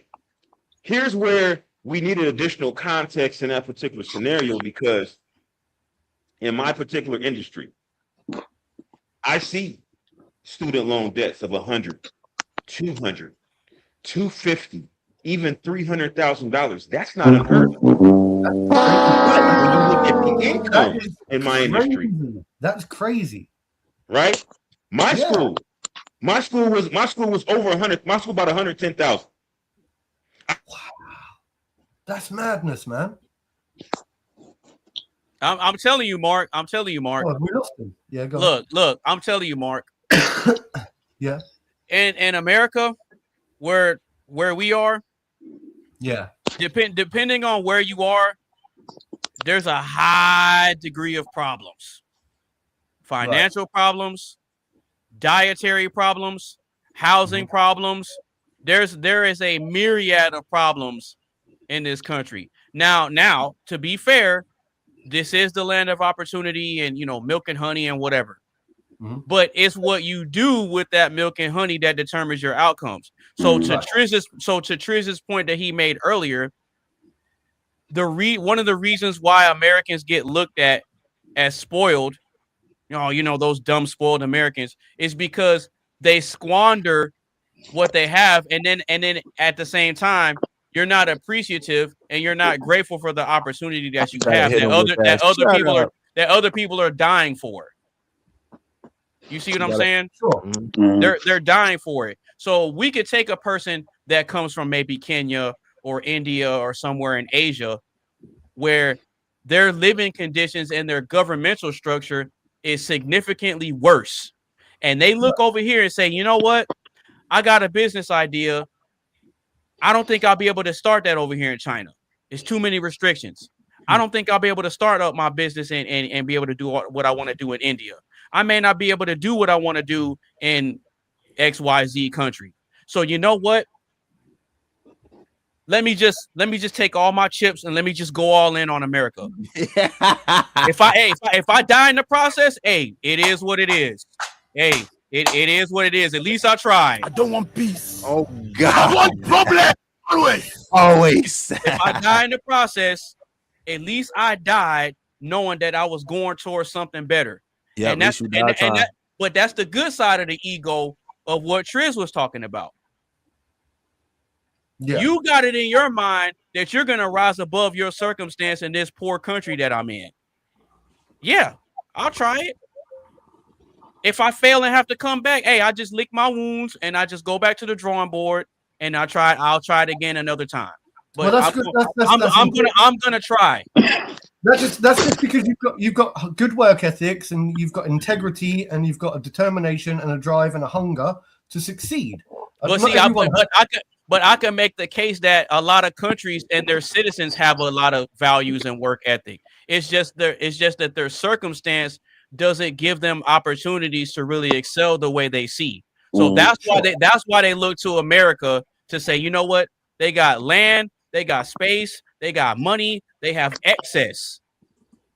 Sure. A lot of people that are living in these less developed nations, they look at us as like the barometer. I want to live. I'm not talking about every country in the Western world. I'm talking about in the less developed nations. My Kenyan friend did say to me, they look at us as like the standard. He would much rather live in Kenya than in America, though. And I did say to him why, and he said because he doesn't. He thinks that even though people are likely to get shot in Kenya for having high ego, he's obviously comfortable living there. He was raised there. I think he worries about the gun culture in America. So he does live in England now. So he's done the same thing as what you're saying. He's gone to another first world country, to better himself with his work ethics. I asked him why didn't he pick America. He says because of the gun culture. That's a misconception, though. That's a misconception. Sure. Yeah. I'm just saying what he said. The reason I say it's a misconception is because there's a lot of nuance that a lot of countries don't know. So you'll tend to have more issues with guns in, I guess, weaker governed areas. Like your blue states and blue cities. That's where you're gonna have high rates of crime. But see, in more red states and red cities, kind of like where I'm in Texas. Texas is a red state. We got open carry. Yeah. And you don't really hear about craziness going on in Texas because everybody's strapped pretty much. Yeah. So when the presence of force is there, things tend to be a lot smoother. But when you take away that presence of force, that's when things get haywire. So to your example earlier, Mark, Texas is more of a tame beast than, let's say, a Seattle, a San Francisco, an LA, a New York City. It's wild over there, bro. It's wild. It is wild. Yeah. AB. Yeah. Can I ask you, because I get a sense of what you're saying here. You three guys being Americans, from looking from the inside out as opposed to us living in the UK, can you primarily sort of guarantee your safety to win within 99.99% reoccurring, whereas someone looking from the outside in just fears America with gun culture and doesn't really have perspective? It's a bit like me and Mark. We know there's areas. We got areas like in Manchester we could go to, or London. I could go there tonight and get shot or stabbed up if I so wished. Do you feel the same in America? You know your environment, you know your friends, you know your areas, and you feel as safe as we do where we live in the UK, as far as me and Mark are concerned, where we live. I think based on what you're saying, yeah, you 9 times out of 10 you'll be a lot more safer, and I'll tell you why. I'll tell you why. Because the police have guns as well, so it's a lot easier for law enforcement to contain a situation over here in America than it is in the UK. Yeah. And even in our metropolitan areas, like your major cities, like your New York cities, your LAs, your Seattles, your San Antonios, like all the major cities, like your Chicagos and all that. Yeah. If you come and you start to kind of learn the layout of the land, and you have map knowledge, then it gives you a significant advantage. So it's a matter of learning your environment, and then you kind of over time know, okay, I can't go to the east side of Chicago. I can't go to the south side of Chicago. Yeah. The thing is, it's no different with me and Mark now. Like, we don't really see it because we know our UK environment, but exactly, we're exactly the same. We wouldn't just stroll into Gangland Oxide up in Manchester and expect to come out as we went in. So it's really no different. I thought about this the other day, and I thought about this already. Okay, so one of my examples was going to be, you see, like Mr. AB is there with his gold chain and his gold bracelet. Got a bracelet, watch. Right. I know that if he came here to England, right, there will be certain places that we'd. I'll go all over the place with my stuff on and nothing happens. I know. There's. I'll go to the west. Look, I'll go to the west side where all the Mexicans are. I'll go to the south side where the Mexicans are. I'll go to the north side where all the rich people are.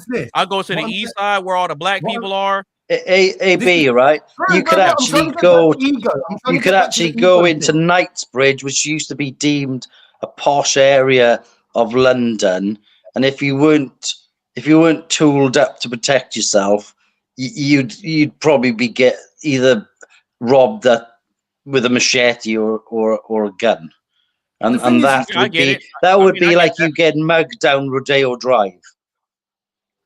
But see, I would be more of a. But to your point though, Simon, I would automatically be more of a target because I'm a foreigner. No, you're not listening. No, because they know I'm not from there. No, you're not listening, right? Go ahead. So, this was one of the things that I'd already had prepped in my mind as part of tonight's discussion about ego. Okay. So I'm glad that Simon pulled it up actually, but I wasn't prepared. I wasn't ready. Look. So this is already something I've prepared. You and your gold chains and gold watch. Okay.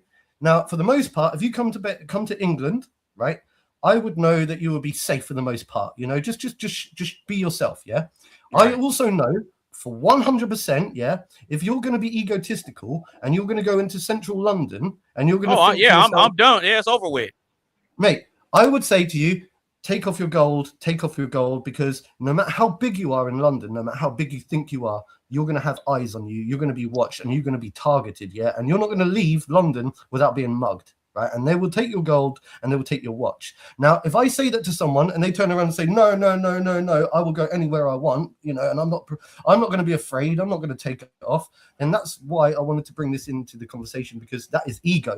And I think that's you're right. No, you're absolutely right. No, but you're absolutely right with that though, because I would be. Would you take your gold off if I asked you nicely and said, look, please, mate. No you're looking out for me though. You're looking out for me though. Yeah. I don't see. This is the thing, Mark. I don't believe that you and Simon would give me bad advice. Of course not. I don't believe that you guys. That's what I'm saying. I don't believe that you guys, in good faith, would give me bad advice and set me up for failure. I don't believe that about Triz, and I definitely don't believe that about Tizzle. No. So if I go to you guys' areas, why would I not listen? Mm-hmm.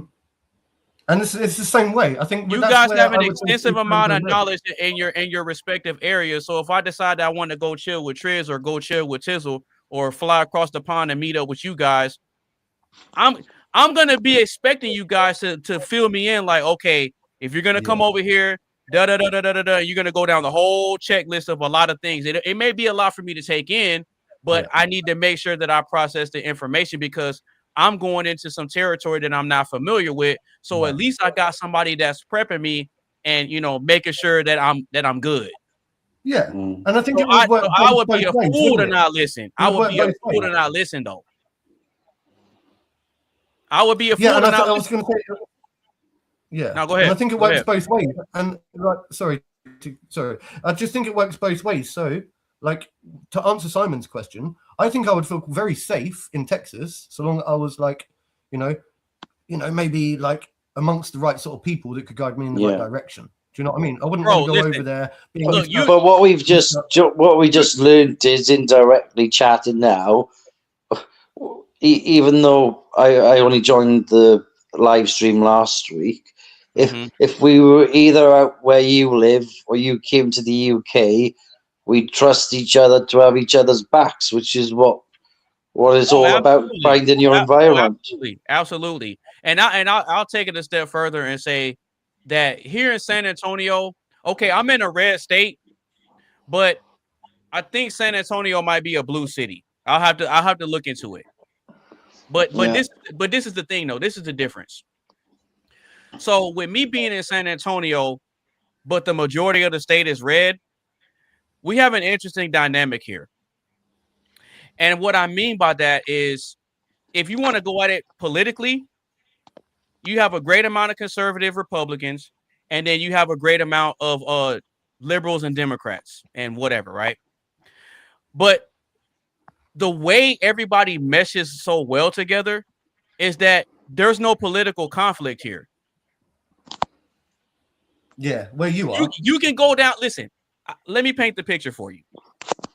You can go downtown in San Antonio, Texas, with the Riverwalk, and it's thousands and thousands of people.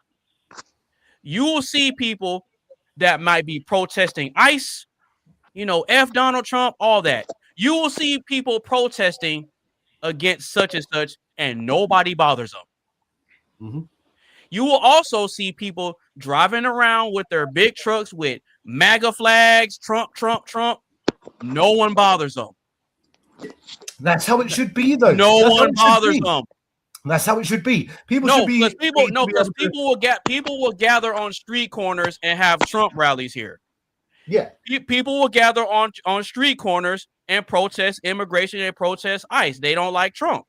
But that's just free speech. So long as people are getting violent, then it's okay. But the commonality in all of it is that no one gets into fights and starts riots over it. Everybody just sees them. In all fairness, though, they're peacefully assembling, and they're like, "Oh, okay, cool." But in all fairness, AB, go ahead. You got to remember, I lived in Houston for 7 years. Right? I think Houston's blue. Houston is considered a blue city. Yeah, right. You're right. Now, Houston, Austin, maybe not Austin. Austin is very blue. Yeah, so Austin is super liberal. We'll say Houston. We'll say Dallas. We'll say San Antonio. Right. Okay. If we look at those three big cities, right? Mm-hmm. These are, for all intents and purposes, blue cities. Dallas, believe it or not, is a blue city, maybe purple, but Dallas is definitely not a red city for sure, right? No, it's not. It's not. But you compare that to Seattle. Oh, Seattle is a for real blue. No, Seattle is a cesspool, bro. Oh, there he goes with his internet. Shout out to Triz. If you mention Donald Trump here in Seattle, I already know. You literally get attacked. I know. I've seen videos, bro. I've seen videos of how it is up there. Even having an American flag, which is crazy in America. Yep. If you have like an American flag on like your vehicle, somebody's gonna key your car, kick a dent in it. Yep. They might slash your tires. It's crazy out here. No, that's a fact. That's a fact. So it's a different type of blue. That's a 100% fact, bro. We're talking about a blue city in a blue state is different than a blue city in a red state. No, you're absolutely right. But you want me to tell you why that? But you want me to tell you why it's so crazy over there, though? It's real simple. Y'all's cost of living is way too high, and y'all's taxes are way too high. I can get. Look, I'll tell you something. If y'all's government, along with California, and New York, because that's where me and my mom's side of the family are from, if they decided to change up how they govern those states, I guarantee you all that stuff would stop. I guarantee you it would pretty much stop overnight. It's because y'all are taxed like crazy. It's bad government. I understand why y'all are pissed. Well, I get it. Our Seattle mayor wants to raise taxes even more because see she wants to pay for all this stuff that is like. And my thing is what is y'all's tax rate? I know it's at least like 45%. Well, you got to remember California is 49. California is 49% taxes, bro. Well, you have to realize. So how it works in Seattle is that we have extremely high costs of goods and services. So, like real estate wise, we're probably same thing in California and New York. We're probably fourth. We're probably fifth. So you have like the most expensive places are going to be like Delaware and Hawaii, and New York, California. New York too. Yeah. Delaware, Hawaii, New York, California. Then Seattle and New Jersey, and Maryland too. Yeah, then Seattle comes in. I think Seattle we're like number 8. Yeah. But even though we're like number 8 in real estate, we're like number 1 or like no, I think we're like number 3 in goods and services. Like I think because you have ports. Alaska's number 1 is the most expensive goods and services. Then Hawaii, then Seattle is like 3rd. But I think Alaska's a red state though. Well, Alaska's expensive because it's so remote. Well, everything to get stuff there, to get stuff around this, even to get stuff around the state is a pain in the butt. You know what I mean? So that's why this reason why it's so expensive. But I do want to say this though. The point I want to make was that they're the ones that's running they're the ones that's running the fishing industry. Yeah. If I'm not mistaken, that's why. Yeah. So they have a stronghold up there. Well, a lot of people that live here that work on the fishing boats in Alaska. They kind of like they kind of do like 3 months, come back, do another 3 months, come back for a month. Yeah. That's how they kind of make their money. No, they get to it, bro. They get to it. Shout out to Alaska. But I do want to say this though, because you guys are talking about how people from the outside looking in will think that America's dangerous based on a gun culture. Right. And then you also mentioned how, depending, if you're from this area, you know where to go. Like I can go up the street and I can show you a war zone where zombies walking around, like for real. Like you wouldn't even it's like that in New York, bro. And it's like that in Philly. It's like that in Philly. Yeah. But see, they know me. You gotta realize that it's I actually live here. That's what I'm saying. I ride the bus. Yeah. I live here. I ride the bus. I walk around.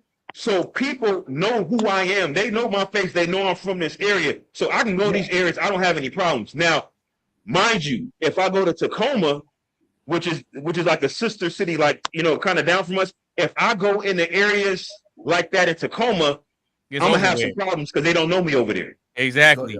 You see what I'm saying? And so, it's a little bit difficult. But I do want to say this, though. The big issue that people don't realize, especially like people come from these other countries, Kenya, India, and they'll say like, "Oh, America's dangerous, gun culture," and I have to remind them. I say, well, if we look at life expectancy in America, life expectancy is like 79. England is like 79 and a half year life expectancy. You go to Kenya, you're like in the low 60s. Yeah, that's a fact. That's a fact. So you got to remember, because we're more developed and we have advanced medicine. That's why. Sure.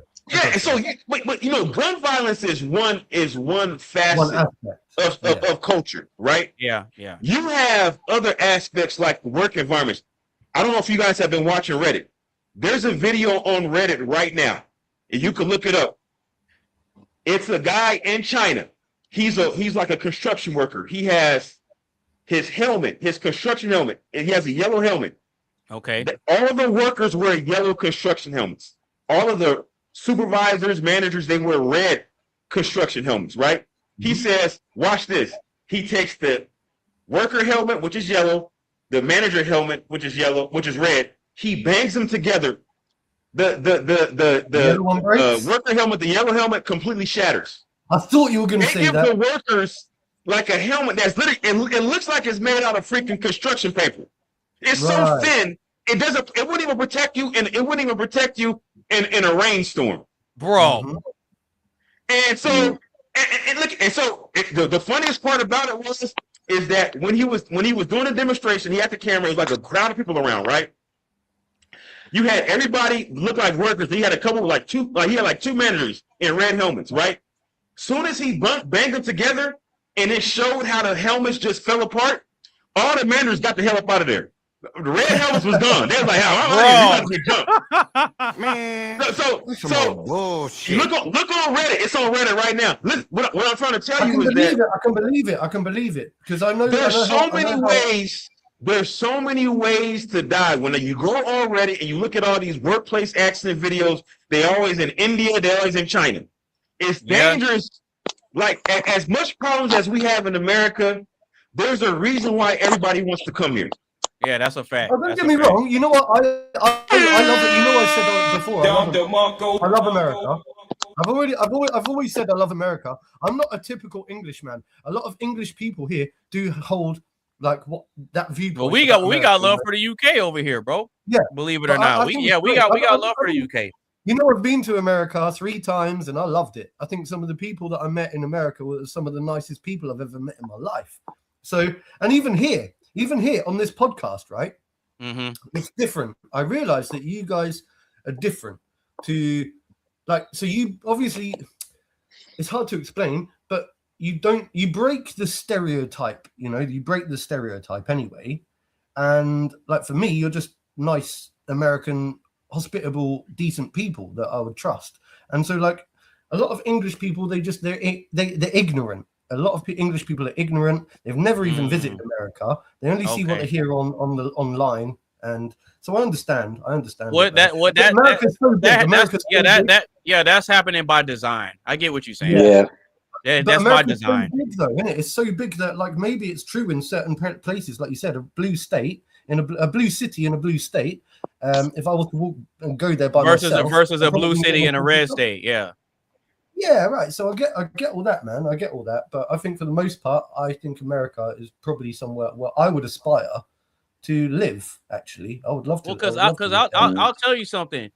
If Mark and Simon were to decide that they wanted to do a country tour of America, it'd take you a while.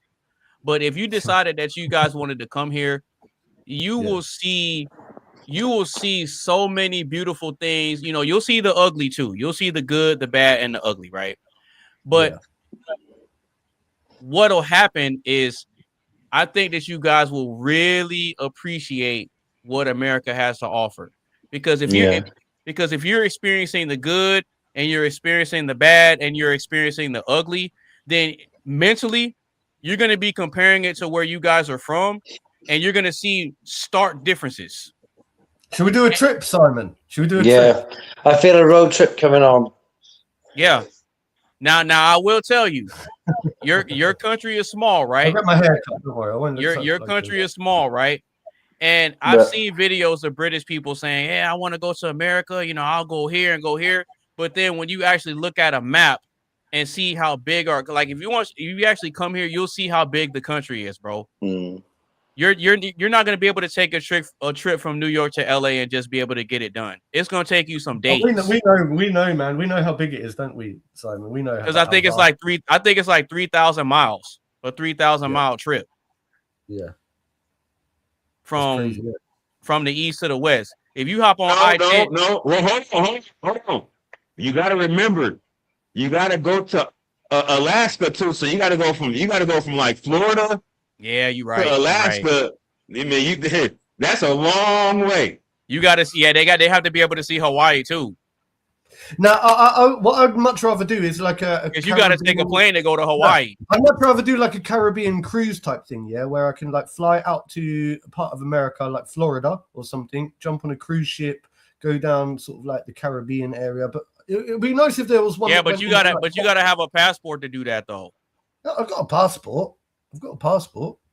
No, I'm saying because a lot of Americans, they say that, oh, I wanna hop on a cruise and go down to the islands, and it's like, nah, you gotta have a passport. If you're just gonna stay on the ship, then you don't. But if you're gonna set foot on the land, you gotta have a passport. You go to the Virgin Islands. You go to the Virgin Islands, U.S. Virgin Islands, without a passport. Well, yeah, that's true. The same with Puerto Rico. Yeah, Puerto Rico too. But that's it. You can't go to the British Virgin Islands. You can't go to Cayman Islands. None of that stuff. You can't go to TCI. You can't go to any of those places because a lot of our Caribbean island countries, they're under you guys. There used to be a point to where I used to be able to go to Canada and Mexico without a passport, but now they require a passport. Yeah, I remember that. But that was a long time ago, though. Yeah, that was a real long time ago. No, but this is a good conversation, so we're gonna go ahead and get into the next question. Shout out to AB. Yeah. Before you do, I'd just like to thank everyone for their time tonight. My phone's glitched a few times. I've used it for work, and it's struggling to power up and do the stream at the same time. So apologies for that. Oh no, I you will good, get brother. on it next time.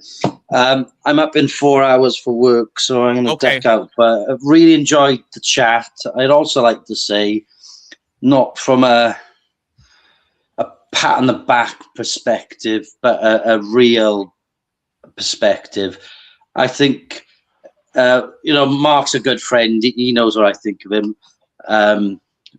We've known each other a long time. But you three guys, I mean it. I think if you came to the UK, you'd have yourselves some kind of career or chat show or whatever overnight. I could listen to the three of you all day. And I think Mark can as well, which is probably testament to why he tunes in every week. Yes, sir. Yes, sir. Hey, shout out to you, man. I've definitely been to London before.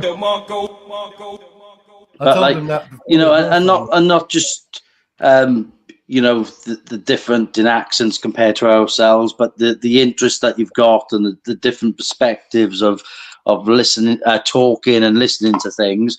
What I did want to say, I'm not going to put the cart before the horse, so to speak, to use a British term, which means jumping the gun. Oh no, we use that term I'm here at in the America. very early. I do. Yeah, I'm at we the use very that early term here stages of DJing, but I was talking to my dad the other day. I played him a track, and there's a lot of music, especially the kind of music I'm into, that's got messages in them, but they don't really spell out things from like an awareness and a non-egotistical side of things. So my dad was saying, "Oh, like that track there would be interesting if this wording was put in at some point." And then the music I'm into is very much mixed into each other. So I just wanted to put it out there. Do any of you guys do like voiceovers, or is it something that you'd be interested in doing maybe? Or well, I also make reaction videos too. Yeah, Mark was telling me about that. I'm quite interested in that. Yeah, well, because what I like to do, because I make music as well, what I like to do is I like to just give my honest feedback on things, because I come from the music world too. And it's like, and I'm open to giving other types of music a chance, because I can't make music myself and then have the host of people listening to mine, but then I'm not giving other genres of music a chance. Does that make sense? Yeah, I got you. Got it totally. Like, so the same way I expect people to be open to my sound, I also have to extend that same respect and grace to be open to other people's sound. Yeah. And that's just a track. I'm still waiting for the video, man. Hey, I got a lot of videos to catch up on, brother. So don't think I forgot. I don't think you can do it to that drum and bass style. I don't think it resonates like. I don't think you can make the kind of like high octane energy video that I'm seeking for that drum and bass. Okay. Well, if you really, I don't think you believe that, Mark. I don't think you believe. No, I don't think you believe that. I was just like, I said, I've been waiting, and I'm like, oh, why isn't he sent it? Why isn't he done? No, because I have a ton of music reactions on my channel. Right. I have I have an entire playlist with nothing but reaction videos and clips. Yeah. So look, I think what Simon's saying is that, like, and I said this to you before, you would very much catch on in the UK if you were to get a bigger UK audience, is what I think Simon was saying. Okay, I see what you're saying. In the podcast. Yeah, and I said that to you right from the beginning, didn't I? And I've already, just knowing you, I've already managed to bring two people in, I think, so far. Yeah. And I think the more you do it, the wider. I'm trying to get more UK spread audience for you. But if you think about it, Mark, I'll tell you the reason why. I think you're right on that. I think you're spot on with that. Is because over the course of me doing the show and you and Tizzle being here on a regular basis, you guys have gotten to know me, and you guys know how I think, and you guys know that I'm not afraid to speak my mind and be honest with my opinions and perspectives about things, and I don't care who gets mad at me about it. And so I think with the way I carry myself and the sharp mind that I have, I think, in my opinion, it would probably be a breath of fresh air to the people in the UK. It'd probably be like a breath of fresh air because I'm not afraid to say what other people are thinking. Does that make sense? Sure. Yeah, I'm not afraid. I'm not afraid to say what people are thinking. Well. Yeah, I'm not afraid to say what people are thinking. I'm very much like that. And look, and and this is my thing. Ooh. I don't care if the UK police show up to try to arrest me over some social media stuff I say. I don't care. You pull up. Mate, they won't do that. They won't do that. Like, once again, like a bit like the gun culture thing that we were talking about in America. It's obviously a big stigmatism. I think, like me, you can see quite clearly that I have been very open with my speech, and I'll say what I need to say. I'm quite diplomatic in the way that I say things, though. But hey, look, we'll move on in a sec. Just to finalize, all I'm saying is, yeah, no, you would be definitely well received. But so yeah. No, I appreciate that and I respect that, brother. Shout out to you, man. Shout out to the UK as well.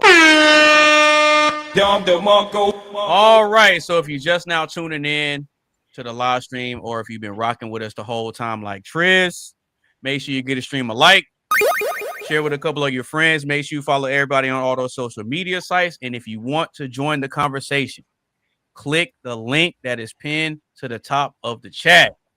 So we're going to go ahead and get into the second question. And the second question is this: why is ego so attached to identity? Say it one more time. Why is ego so attached to identity? What y'all got?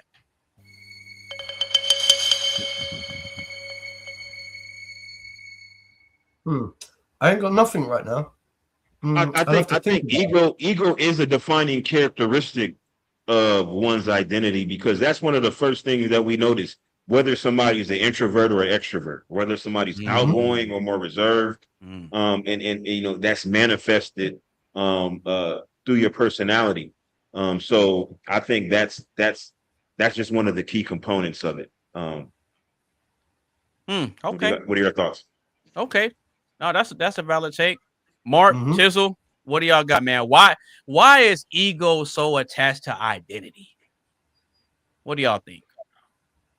I think it's just so I'm thinking like personality traits. Obviously, I like I said before, worked in the health and social care industry a lot, and I find that some people have low ego, some people have a high ego, but in the same way that some people have low motivation or high motivation or low, like, so I suppose if we look at everyone as an individual, I always use that word, as an individual, then people will have traits attached to their identity in certain levels. It's levels, isn't it? Some people have higher levels and some people have low. Blimey, he's back, Simon. You took your top off. Anyway, so is that, are you feeling? He's topless. I'm boy taking number two. Oh man, yes, sir. What's going on? That's once again, he keeps showing his ego. Maybe it's just attached to his identity. I don't know. Bro, but what I'm saying is, I think everyone has different levels of identity attached to their. Everyone has different levels of different traits attached to their identity in certain levels. That's all I'm saying. Okay. All right, Mr. Tizzle. What do you got, brother? Why is ego? Why is ego so attached to identity? What you got, man? I feel like really at a basic instinct, it's just what we know. I feel like in a way, we don't think that we got ego, but we are doing some sort of way. It's kind of like, I guess it's like kind of like almost to saying like, we might not think we are crazy, but we all got a little crazy in us, if that makes sense. I feel like without having an ego being attached to you, which I could be wrong, I feel like it wouldn't make you the person that you is to this day. You know what I'm saying? Like, Okay, so I've got something else to add. Then I've got something else. Yeah, go ahead, brother. You got it. I'm gonna finish up soon. I'm gonna try and just like finish up early tonight. Go and do some weights. Get an early sleep. I'm trying to work on myself still. So Look, I'm just going to quickly finish off this last bit. That was a kiss of death, Mark. I was thinking about, you know, like how these people out there, sometimes these self-prescribed gurus and spiritual, let's say, type people, right? They try to claim this kind of sense of ego death, and they seek ego death, right? Have you ever seen those people that go, look at me, I've killed my ego, and I'm like, well, because you're so hyper fixated on your ego, and it's like part of their personality and their individuality and who they are. And it's like the more people focus on ego death, I find them to be more egotistical in themselves. I'm like, hang on, you're trying to preach that you can kill your ego. You find that to be egotistical in essence. Do you know what I mean? Like turning around. Ironically, right? Ooh, ironic. Yeah. It's a self-fulfilled prophecy, really, isn't it? Yeah. Right. No, so I think that is kind of interesting, though. I'm not sure if that fits with the question itself, but I'm trying to find a way of attaching that, because I do think that people either are able to accept that they've got an ego. Like as a kid growing up, I used to be very egotistical driven, and that was partly because, you know, just young and naive growing up, I wasn't able to tame and understand my ego. As I grew older and I started reflecting, I realized that I can take control of my ego and utilize it to have positive outcomes, as Triz would say, right? I'm wondering if it's just a part of everyone has it in different layering degrees, and some people battle and struggle with it, and some people try to fight their ego and eradicate their ego, only for it to sort of, like Simon said, become a self-fulfilling prophecy. Okay. All right, Mr. Simon, why is ego so attached to identity? What do you think? I think because people live their lives through other people, things they see, whether you're thinking of being the next celebrity or the next singer, you kind of put your hopes and dreams into other people that you've seen do it before. And then I think you get to a point where you're constantly playing catch up, because that person in your eyes has already arrived if they become a pop star or a film star on the red carpet. And in essence, you think you're starting off from zero and you want to get to 100. And this day and age with social media and everything else, it's like everything's like 100 miles an hour to try and get there. And I suppose even the current world problem of population, because like even Facebook can be, is a fake environment to a greater extent, but then you see another 100, 200, 300 that all of a sudden you following 6,000 people, and 1,000 of them seem to have this amazing day, and you're having a bit of a crappy day or a bit of anxiety or something that's happened with your relationship, whatever, Trevor. You're constantly then possibly even getting angry that you can't get there quick enough, and then everything just seems a bit of a rat race and a chase to get to the dream, I suppose. Okay, now that makes sense. I guess I'll go ahead and give my perspective on this. I think it kind of ties along with what Mark was just saying and a little bit of what Triz was just saying. I think that ego is so attached to identity because deep down, all of us want some sort of approval from people that we care about. Does that make sense? So I think that there's a great deal of ego involved in as it pertains to identity, because even from a societal perspective, no one wants to be looked at as a loser. No. Exactly. You get what I'm saying? No one wants to get looked at as a loser, a failure, a bum, a scrub, a dusty, somebody who's not worth anything. Right? So I think that part of what drives us is what you guys were saying earlier. The desire to perform, the desire to overcome, the desire to achieve. Yeah.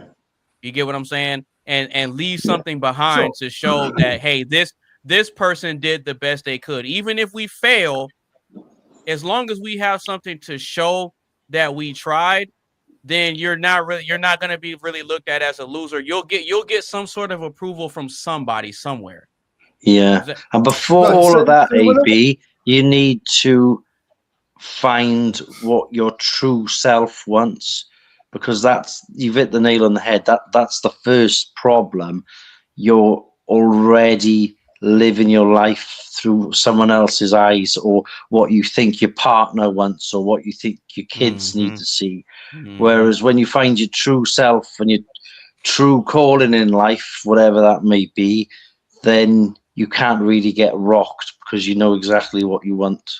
And it stops that scatterbrain from searching for gratification from external sources like family and friends and the wider universe kind of thing. No, you're right. But go ahead, Mark. So go ahead, Mark. This gets me thinking. It gets me thinking. So as part of my diploma, so when I was doing my diploma, one of the things I had to do was a brochure, like a type of brochure, and like a pamphlet. Yeah, something like that. Yeah. You know what I mean? Like, it was just part of like showcasing in my diploma. Yeah, in my diploma. Right. And there were 3 subjects. I think they were speaking of self-esteem, if I remember correctly. I've got all of my coursework still. I kept everything. I've got all my certificates. I was trying to dig it out the other day. I couldn't find it. I was like, it's just amongst it somewhere. But anyway, self-esteem, self-perception, and how other people see you.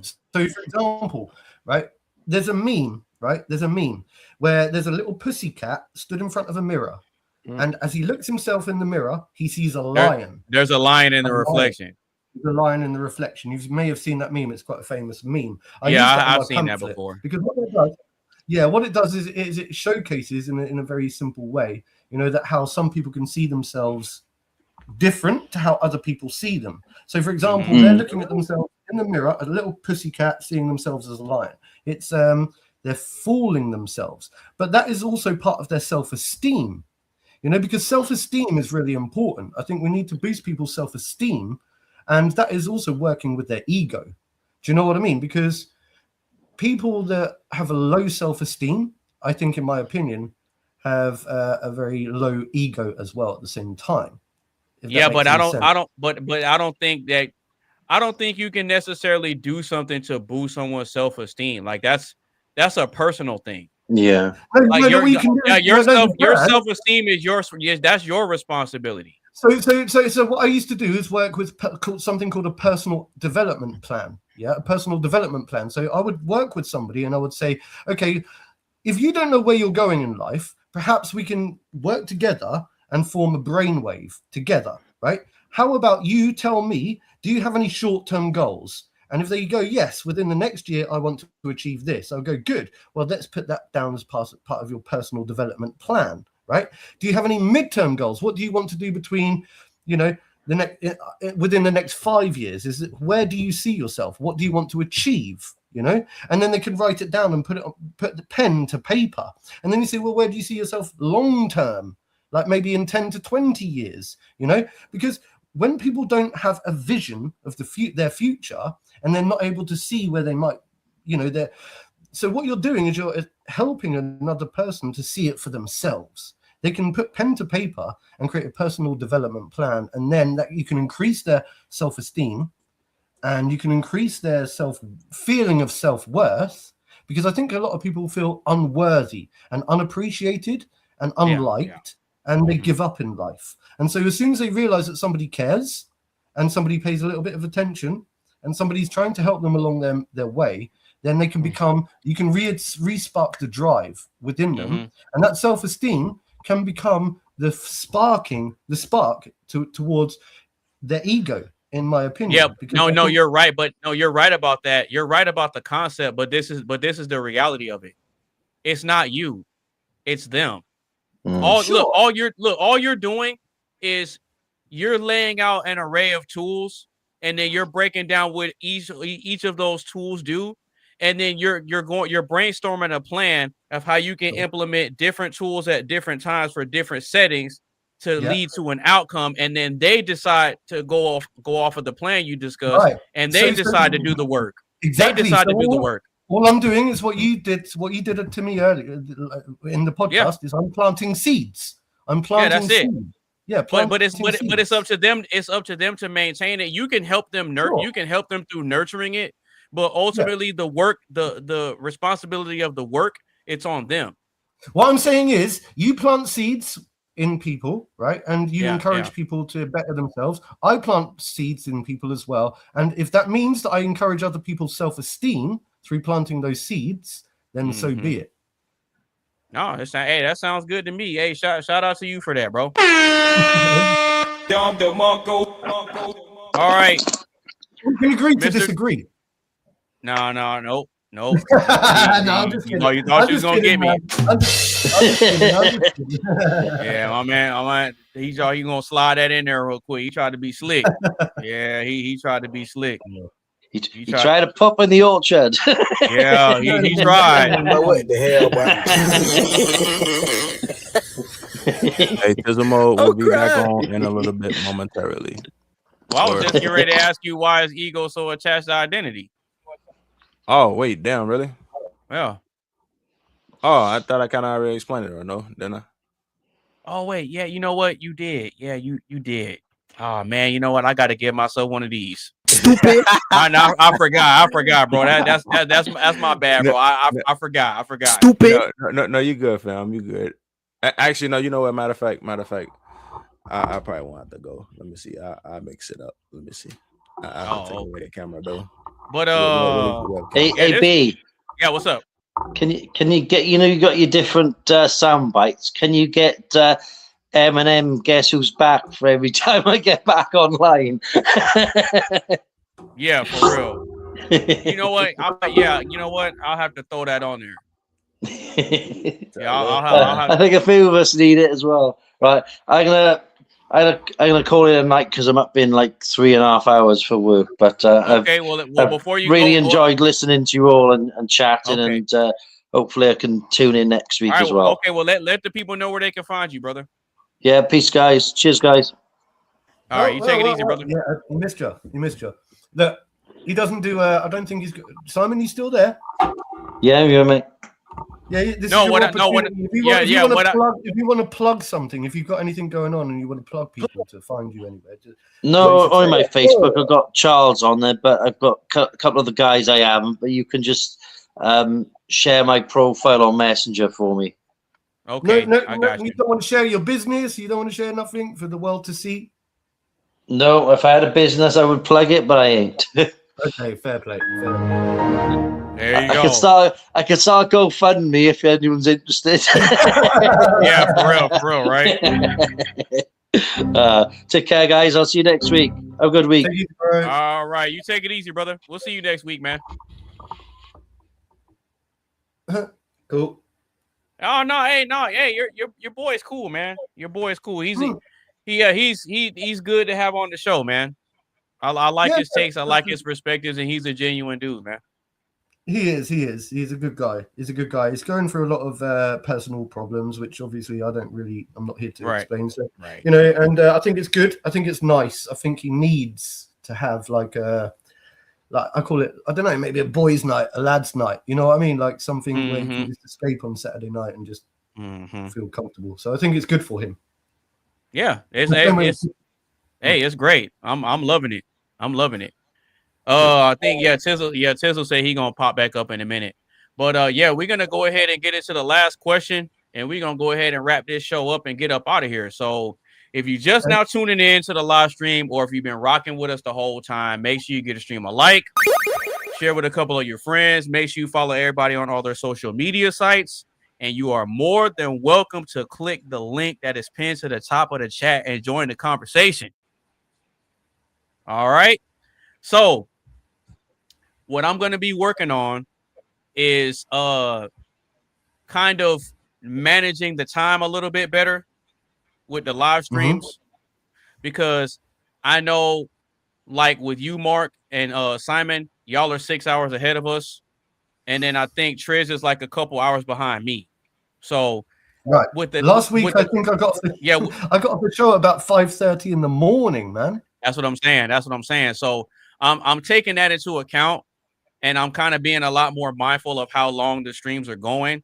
So I don't mind having a shorter stream if I can make sure that you guys get a lot of value out of it, and it's not carrying over too much into you guys' personal time, because I know you guys have lives too. Does that make sense? Sure. I get that. I mean, look, I try to be wary of trying to stay up too late. In all fairness, it's a Saturday night, and Sundays are a day of rest and relaxation, so I can afford to stay up till silly o'clock in the morning. Although it's probably not really good for me to do so. Well, not only that, but I appreciate tomorrow's that. right. But not only that, but you got to remember that tomorrow is Mother's Day, and shout out to all the mothers.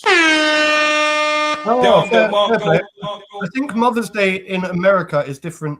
Is on a different day to it is in the UK. Really? Yeah, I believe so. I think we've got our own different day for Mother's Day. You just double check. You might have to fact check me on that. But I think we've got different days for Mother's and Father's Day. Well, when is Mother's Day in the UK? Well, I don't know. I'll have to. I don't know. Huh. It's kind of weird. Let me have a look. Hang on, I'm going to mute myself and chat GPT it.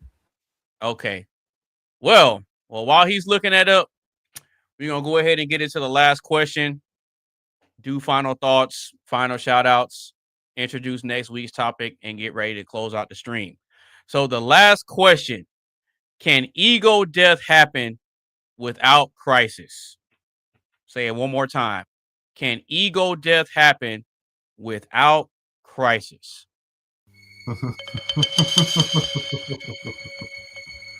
Right, I've already spoken of this. I'm just going to say my bit real quick. I've already spoken of the fact that I don't even trust the context of ego death in the first place. I don't believe in the idea of ego death. So I've touched on that. So for me, that's a real simple, quick, straight. Oh, wait a minute. Hold on. I looked it up. 15th March. Yeah, y'all's Mother's Day passed already. Yeah, that's it. That's interesting. But go ahead and continue, Mark. You got it. No, I think I can keep it short and sweet because I just don't like the idea or the concept of ego death in the first place. And I've explained the reason why. I think it's egotistical for anyone to claim that they can kill their ego in the first place. So that's a real easy question for me to answer. Because if I don't believe in the concept of ego death, then I don't believe that anything. Okay, well, you know what? Maybe that's interesting. That's interesting. So do you believe that a person can be too humble or have too much humility? Yeah, absolutely. I think that the only time I can see any form of I think ego death can be temporary. So temporary. And the reason I know this is like when somebody takes like psychedelics, right? They enter into a different realm. Okay. And what happens is, sure, I know this, right? Psychedelics is one of those things that people use to lose themselves, right? So therefore they're not really being self-centered, they're not thinking of themselves, they're in a different realm, they temporarily lose ego death. But the problem is with people that do psychedelics is that they get addicted, right? Not to the psychedelic, they get addicted to the concept of killing their ego. And then once they start doing that and going down that realm, they become really spiritual. And then they start turning around to the world and preaching to everyone that they should. Man, you know what? You are not lying about that. Right. Bro, you are not. Now that you say that, that makes a whole lot of sense. That makes a whole lot of sense. I know it. I've studied it and I've seen it and I've spoken to people that have done like spiritual gurus that turn around and go, all you need to do to kill your ego is just follow me and do this, and then they do that and do this, and you're like, no, you're just becoming addicted to this temporary thing that can temporarily kill your ego, but it's not real. So anyway, you get my point. That's interesting. No, because I've never really had anybody go into that before, because I don't mess with drugs or anything like that. But when you use that as an example, that does make a lot of sense. That does make a lot of sense because, like you said, they get addicted to that state of mind that they're in, and then it's like it reignites their ego, but in the opposite. Right. It does. It can do. It can do. You know what? I like that, man. I got you thinking. I got you thinking.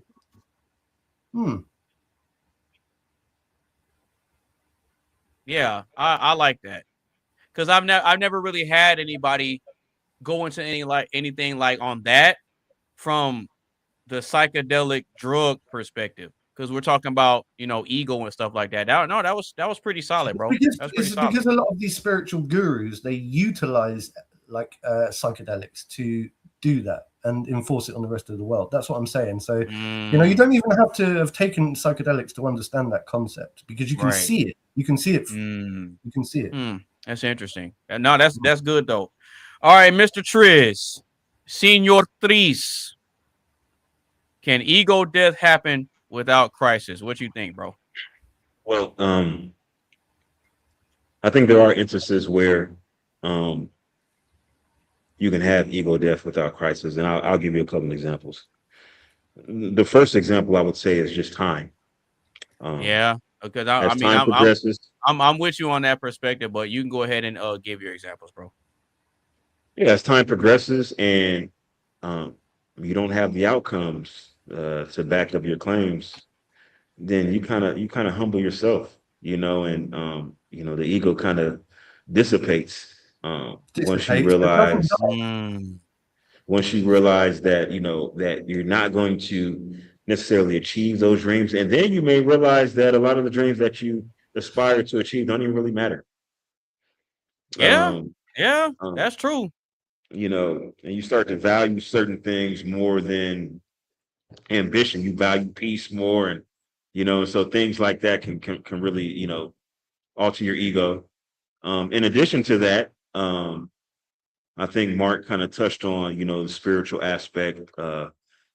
Even if we disregard psychedelics, just somebody who maybe finds religion, and now they're as they get more involved into religion, then they start to realize again, things that you thought mattered don't really matter.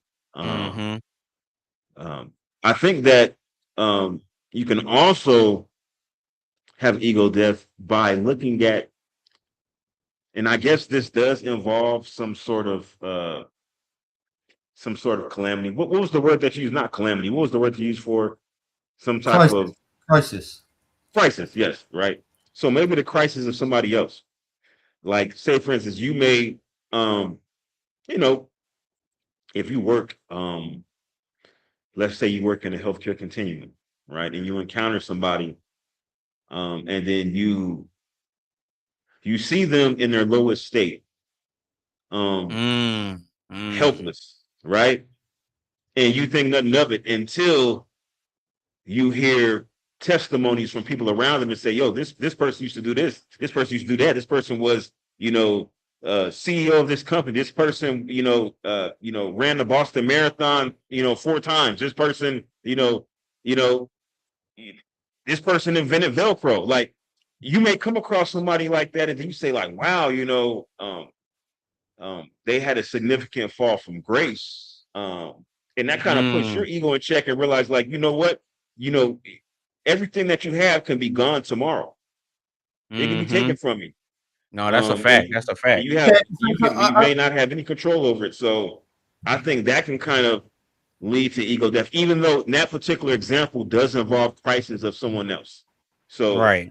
Yeah. So I think this more, instead of calling it ego death, I think it creates humility. No, I think that crisis creates humility. I don't think it creates ego death. I think it affects people's ego. I don't think it fully eradicates or kills people's ego. What it does is it creates a sense of humility. People get humbled and have to eat humble pie in a time of crisis, because they get, their ass handed to them on a plate or something, So they become humble sometimes. Not everyone, but a lot of people become humble. Now, does that kill their ego? I don't think so. I think that their ego takes a back foot. And that's when they then start to, once again, like I said, ego death I don't believe in. I think that people can tame their ego over the course of time. And as they get older and wiser and they go through more and more crises, they learn to be humbled more and more and more. And I think that humility, people can utilize humility to tame their ego. And as we get older and older and older and older, we're able to control our ego a lot more. I think the only time our ego will ever fully die is the day that we die. Do you get what I mean? So, yeah, I think the only time our ego will ever die is the day that we die. So, I kind of see what you're saying, Mark, because I think that ego, to a certain extent, obviously there's always a balance in everything, right? If you have absolutely no ego, then what is your impetus to engage in anything? What is your will? Where does your will to live emanate from if you have zero ego, right? Wouldn't that be an example of nihilism? Not necessarily nihilism, because nihilism, it really nihilism addresses. Or am I using that word wrong? No. I see what you're saying, but nihilism more pertains to your perspective on how the world around you interacts. So, like, you may say, like, well, it's hopeless because people are always going to lie. Okay, I see what you're saying. Oh, shout out to Triz with his background downloads. There we go. If I say, like, from an ego standpoint, like, I'll never be able to, let's say, for the big thing right now is home ownership. I'll never be able to own a home. People who have that mentality, and then, like, well, it's worthless to even try. I'll never be able to own a home. It's too expensive, whatever the case may be. And I'll never be. If I never own a home, then my whole life is worthless because I can't. I haven't lived the American dream. I'm, whatever the case may be. So if you have a particular goal and you say, you know what, I have no ego, and because I have no ego, I don't think I'll achieve it. I think, people who have no ego, these are the people that actually commit suicide, I think, or self-harming people. Yeah. Now that you say that, yeah, that is true. Yeah. You have to have some sort of ego. You have to have some sense of self-worth, some sense of importance. It may not necessarily main character syndrome, but you have to say, I'm not just an NPC. Right. My life has value. You know what else but you know what else ties into that too? The will to live. Yeah. Well, there was something else that I thought about a minute ago. If you don't have the will to live, then, like you said, you'll just give up. Yeah. And you'll use everything as a justification to why you want to give up, and it ties into you not having the will to live and push forward. That's crazy that y'all are saying that, because it makes a whole lot of sense. That makes a whole lot of sense. And to the question, I think ego death can happen with and without crisis. And both of you touched on it. Both of you touched on it already. Well, I said I don't believe in ego death, so. Well, hold on. No, I'm with you. I'm with you to a certain point, right? Because I don't think you're wrong. I don't think you're wrong with the assessment that you make. But to Triz's point, if you want to frame it another way, you could also say that kind of people kind of mellow out over time, right? Yeah.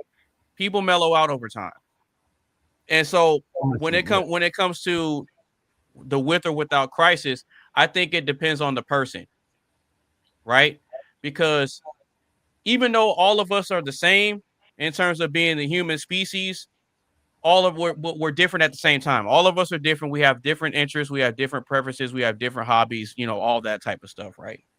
But when it comes to the types of goals that we set for ourselves and the way we view ourselves and the way we carry ourselves and articulate and think and all that type of stuff, in order to get to certain levels and accomplish certain things and reach certain outcomes, it requires sacrifices on some level. Right? With some scenarios, you might have to be okay with taking a back seat in certain situations. You might not be the leader. You might not be the head of the project. Sometimes you might have to take a back seat and, tone it back and just, let somebody else carry out what they're put there to do, right? And so that's an example of you kind of, like Mark said earlier, taming the beast, but there's not really a crisis involved. But then one of the other things I've learned is the envy.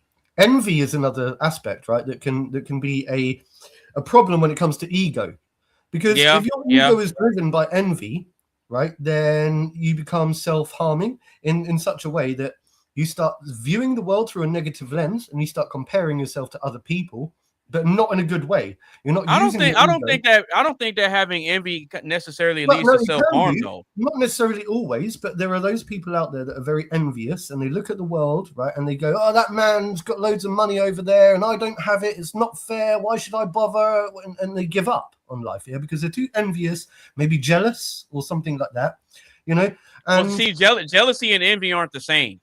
Right. A lot of people think that they're the same, but they're not. Jealousy is just wishing you had, like, you don't like the fact that this person has something and you think that you should have it. You want what they have. But envy is way worse, because envy puts you in this mind state of, well, I don't think I'll ever be able to get what they have, so I don't think that they should have it. Right. So that's what I'm talking about. Way worse. Envy then. So envy was the one that the word that I originally used. And I think that can be something that can become problematic to somebody's ego.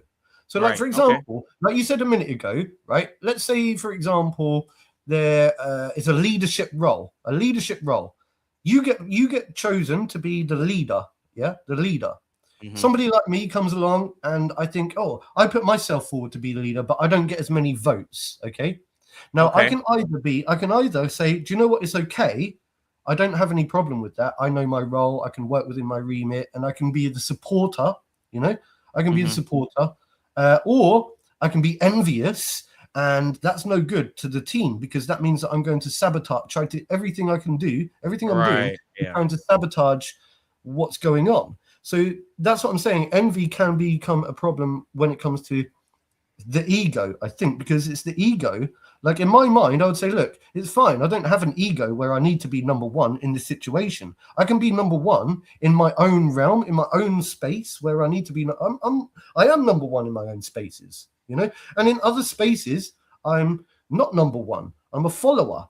So, for example, sometimes I'm the leader and sometimes I'm the follower, but it's working within your remit, not being jealous or egotistical in that sense, but understanding that you're still driven by a sense of ego at the same time, because that's how you better yourself within the team.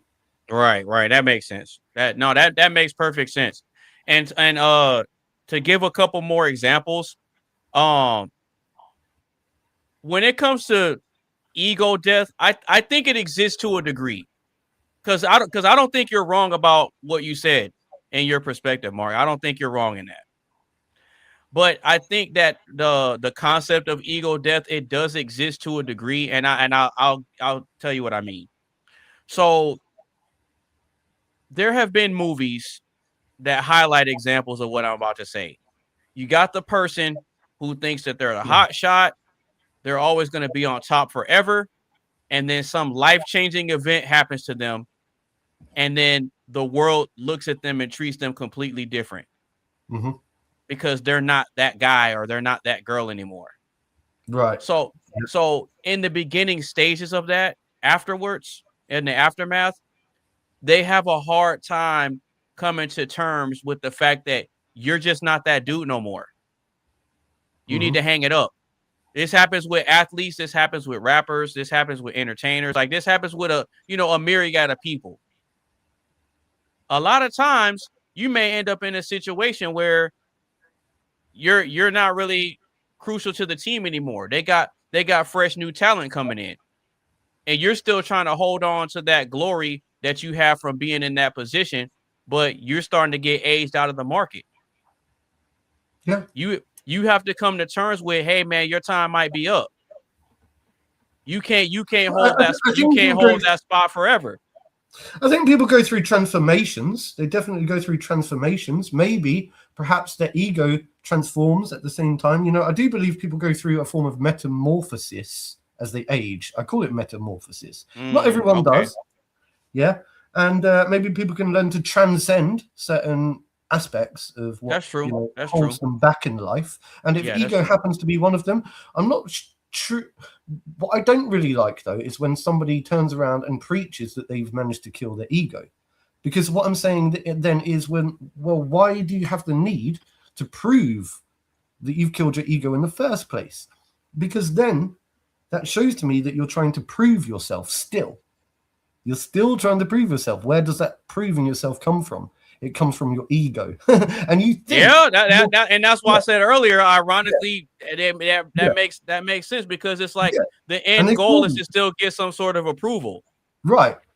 Maybe the person is just simply trying to share. And listen, I hear what you're saying, Mark, because 99% of the time it's somebody who's just trying to get some attention for something they've done. But there may be some instances where people are saying, you know what, I've gone through something in my life. I made a transformation, and I like to share this with you because maybe this can be an inspiration to somebody else. Maybe I can help somebody, through this journey. So there is that aspect, of it. But I do want to. I don't want you to make the same bad choices I made, type of deal. Yeah, or maybe. Because again, ego is important for some level of ambition, for accomplishments and things like that. Absolutely. But maybe like you can say, hey, now that you've got yourself here, now let's reel it back, and let's just be able to appreciate some things that you kind of take for granted. Because a lot of people who are extremely egotistical, driven, and focused, the reason why they're able to achieve is because there's a certain personality characteristic where you have to be able to have a tunnel vision, right? Absolutely. And having a tunnel vision is basically you're saying that this right here is more important than everything else. That involves ego. Just to even say something like that, this takes precedence over everything else. Right? And look, and what's funny is Mark can speak to that, because I kind of said that last week when it comes to me and my goals. Remember when I was saying that? Go on. It's because you have to be in the mind frame that me accomplishing this goal and getting this thing done is a lot more important than my basic needs. I'll go without water, I'll go without sleep, and I'll go without eating so I can make sure this is done. And I said last week that when it comes to certain things in life, if you don't have that mindset and you're not willing to die for what you believe in and die to accomplish your goals, then you don't want it bad enough. Well, also you got to think about that. There, like when I'm talking about the tunnel vision focus, I'm talking about, like, for instance, Elon Musk has like 14 kids, something crazy like that, right? Yeah. I got a cousin that got 14 kids right now. In order to achieve some goals, it's impossible to be there for all 14 of your children. Impossible. Mm-hmm. You can't be the father that they need in order to achieve your goals. Like if you have a business that you're trying to run, or you're trying to start a business, something like that, you're focused on that. And so you're relying on the mothers of those children to kind of, fill your shoes as well as their own. And so that's where it comes into play, where you're kind of making compromises. You're making a determination that, that your specific goal is selfishly is more important than other things that you have to do. But I also want to touch on this because you mentioned envy, right? Mm-hmm. And Mark made a good point about how dangerous envy can be. Because I want to give you this example. Yeah, that envy is bad, bro. Yeah. I'm going to give you this example right now. Right? Right here in America, you have people who they may live on Section 8. Right? I think I know exactly where you're going with this, bro. I'm going to let you cook. Go ahead. They may live on Section 8. They have, subsidized housing in Section 8. They get vouchers for food. They get, assistance with, various things like, maybe electric bill assistance that you could petition to the light company, and they can give you like a, reprieve on your electric bill. There's different various programs out there available for you. And so, but they look at their situation and like, well, I got to take the bus to work. I don't have a Lexus. I don't have, my kids don't have the PlayStation, PlayStation 5 Pro. They got the original PlayStation with, the digital version with no optical drive. My son, he has Nikes, but they're not Jordans. Things like that. Right? Apple and Android. Right? Yeah, I got an Android phone instead of Apple. But see, here's the thing, right? I got Apple instead of Android. I got Android, man. I got Android all the way. It's only in the context of a first world environment that they're now envious of everything else around them and fail to appreciate what they have. And here's my point. Yeah, that's a fact. If you look at North Sentinel Island, I know exactly what that is. You have North Sentinel Island. This population of people have been isolated from the rest of the world for the better part of 60,000 years by most experts' estimates, right? And so they're literally and they fight to keep it that way too.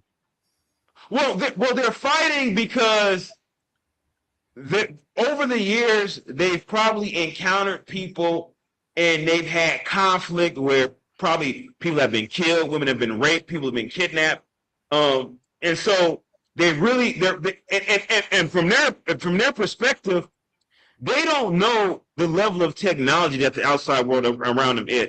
Yeah, they don't know. Yeah, so they're not missing anything. Now, their life is hard, right? They don't have they don't have permanent. They have like semi-permanent dwellings. Like if a storm comes through, they got to rebuild, right? Right. Yeah. They have to hunt and forage for food daily, right?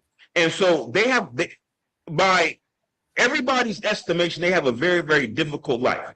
But very primitive. But I guarantee you, right?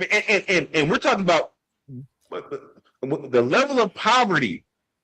When you look at the level of relative poverty, it's off the charts. But I guarantee you, if you were able to sneak into their society, you would find a depression rate of 0. Yeah, I was thinking that. Well, I can see that. No, because they don't have the same. In this context, in the context of a first world country, depression rates are sky high. What you find is the more developed the civilization gets, the more incidence of anxiety, the more incidence of bipolar disorder, the more incidence of depression. Yeah, higher rates of mental problems. The more of psychosis, schizophrenia, schizoaffective disorder, all those things go up. Yeah, that's sure. a fact. Because do you know what's happening? Do you know what's happening, right? If you live in an environment, let's say for example you live in the jungle. Okay, you start off. We live in the jungle. If the environment around us evolves faster than our brain is able to keep up with, then all of a sudden we find ourselves in something called an alien environment, the concrete jungle. That it's no longer the green jungle anymore.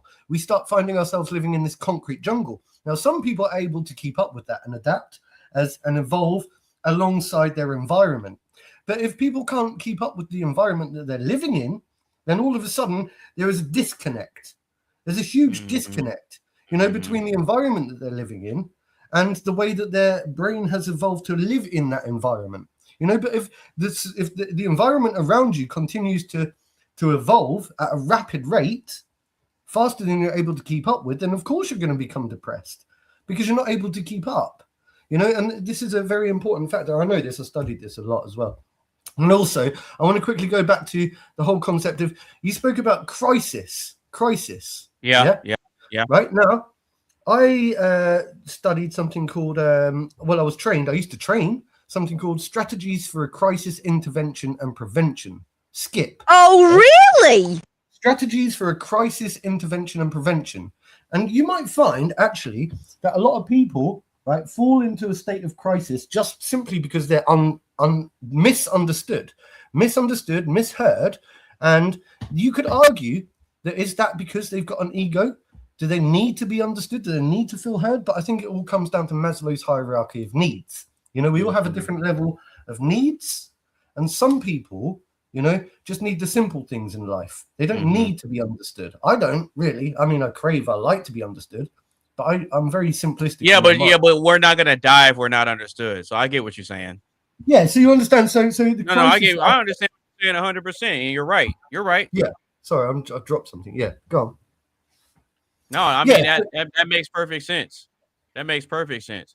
And I definitely like the example that Triz gave with the North Sentinel Island, because I've seen videos about them where people try to make trips over there just to document, but the reality of it is that those people over there, they really want to be left alone. They just want to be left alone. I don't know where this place is. I don't understand the place you're talking of. Look, Island is an island off the coast of Mauritius, India. There's another island. It's basically a chain of islands. You have North Sentinel Island, and you have which is part of the Andaman Islands, right? And the Andamanese people. And so basically for thousands of years, people have been trying to make contact with these groups of people, right? They've been trying to give them religion. They've been trying to establish trade and see what type of resources are available on those islands. Right now, those islands are protected by the country of India, right? It's forbidden to go over there. If you go over there, you will be in prison, without a doubt, right?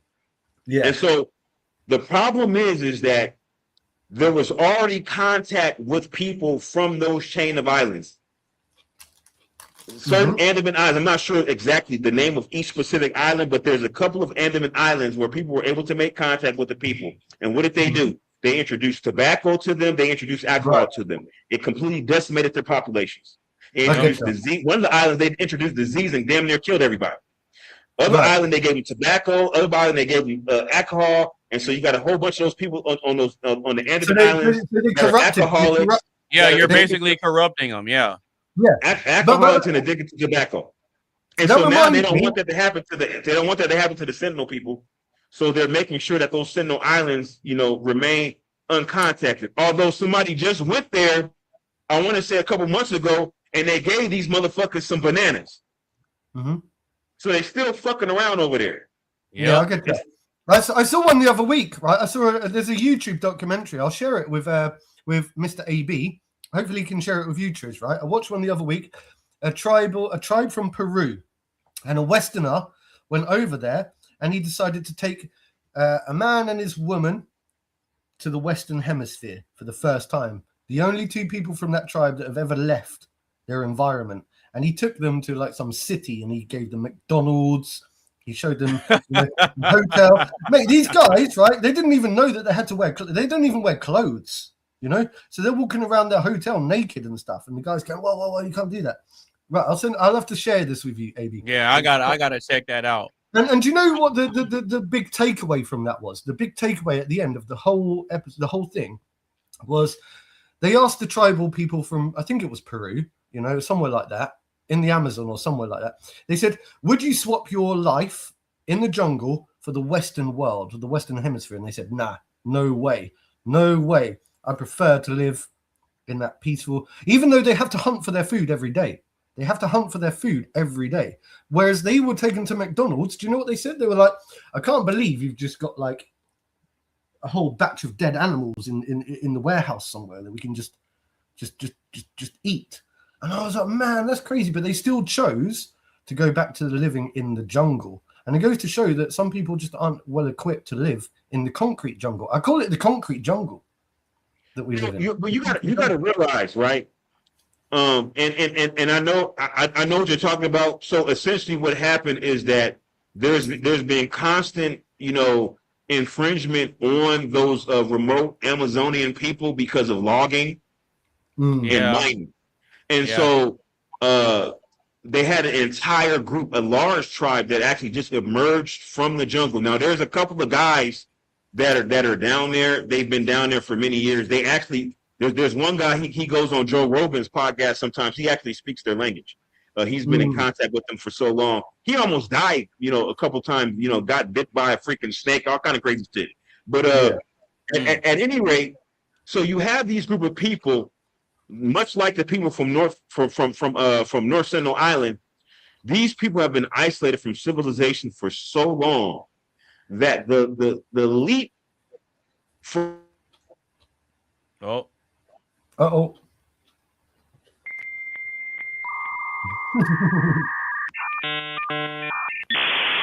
saw my internet go out. But it's like they're literally dealing with an alien life form in order to make the technological leap from where they're at to where we are.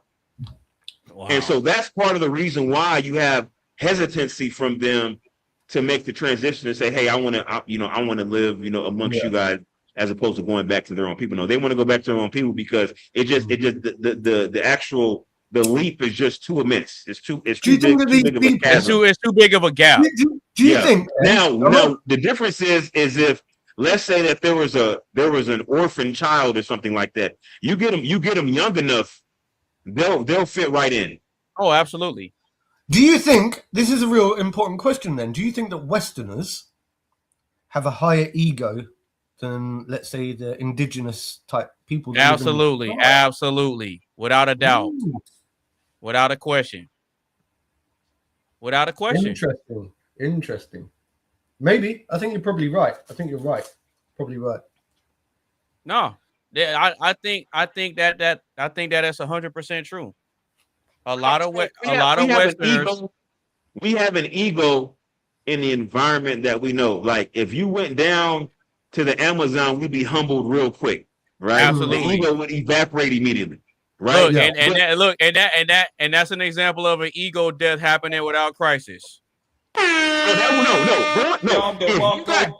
If you had a plane crash, your plane crash in the Amazon, that is a fucking crisis, right? Or you got lost. You were with a tour guide. You got lost. You found yourself in the Amazon jungle alone. That would be a crisis. You got fucking caimans. You got fucking jaguars. You got fucking crazy mosquitoes that'll fucking kill you. Hey, everything down there will kill you. Well, it's that movie Castaway with Tom Hanks, isn't there? Like, and you got monkeys down there too. If you go the movie Castaway with Tom Hanks, yeah, he was stranded on a desert island, right? And yeah, maybe it wasn't the same as being in the Amazon, but still, he had to endure all those different dangers and stuff. And in that film, he come back, and he was a different person. Mm-hmm. Do you think that is a form of showing that he lost his Western-driven ego? I think it's a Western-driven ego. I think there's a difference between a Western-driven ego and an indigenous-driven ego. Because I'm sure they still have another reason why he lost his ego, if you come back, it's like, wait a minute, what my girl been doing the whole time I've been gone? Right. That is true. That is true. Oh, forget about that bit. Oh, that was the work. That was the most heartbreaking part of the whole film. Oh man, you come back and you come back, you find out your chick been getting cracked. Some guys they'll send them over the edge. They want to shoot somebody. Yeah, it's crazy. A lot of times it'll be somebody that's close to you because while you were gone, they searching for you together, and and they growing closer and closer. Trying to keep your name alive, and the next thing you know, you come back, she got 4 kids by your best friend. Oh man, that has got to hurt. That has got to really hurt after all those years. Because you were on that island all those years as well, like idolizing over her, still going, "Oh, when I get back home, we're gonna get back together again." I know that's the only, because think about it, that's probably the only person you thinking about the whole fucking time that you get back, and then it's like it's not like you did anything specifically wrong. No, that makes it even worse. That makes it even worse. You did nothing wrong. It was yeah, go on. Like I can see, like, say for instance, like almost like if you got, say for instance, you got incarcerated, you did something crazy, you got put in jail, prison, whatever, right? That's a little bit different. FBI, open up! We're talking about you're on a plane, the plane crash, or the boat capsized, some kind of crazy, unforeseen circumstance that leaves you deserted on a deserted island or some kind of crap and away from, that's crazy. Yeah, no, man, that's crazy, isn't it? Listen, I'm gonna get off now. I think Unless, I mean, how long do you reckon we got left? Are we finishing up, or shall I just? I mean, we just cracking jokes now. I mean, we already gave our perspective on the question. Because I'm kind of monitoring it too, and I'm just letting y'all talk because I'm getting ready to close it out anyway. Well, I think I feel a lot better in today's podcast than last week, because I can already tell that I'm a little bit more cohesive, making a lot more sense, a little more coherent. Yeah, I got you. I got you. Shout out to you, man. I mean, if nobody else has any other thoughts, then we can just go ahead and get ready to close out the show, do final thoughts and shout outs, and then that's it. What are y'all thinking? I mean, I don't think I've got much else to say. I think we've covered quite a lot of in-depth. Okay. All right, cool. Well, if you're just now tuning in to the live stream, or if you've been rocking with us the whole time, make sure you get a stream a like, share with a couple of your friends. Make sure you follow everybody on all their social media sites. And we are about to close out the show. So with that being said, I'm going to go ahead and introduce next week's topic. And next week's topic is this. We getting back into the dating conversations, rules of modern dating market realities. That is going to be next week's topic. Modern dating market realities. So with that being said, we're going to be going live around 4 p.m. Central Standard Time on what is it? May 16th? That's next Saturday? Yeah, May 16th.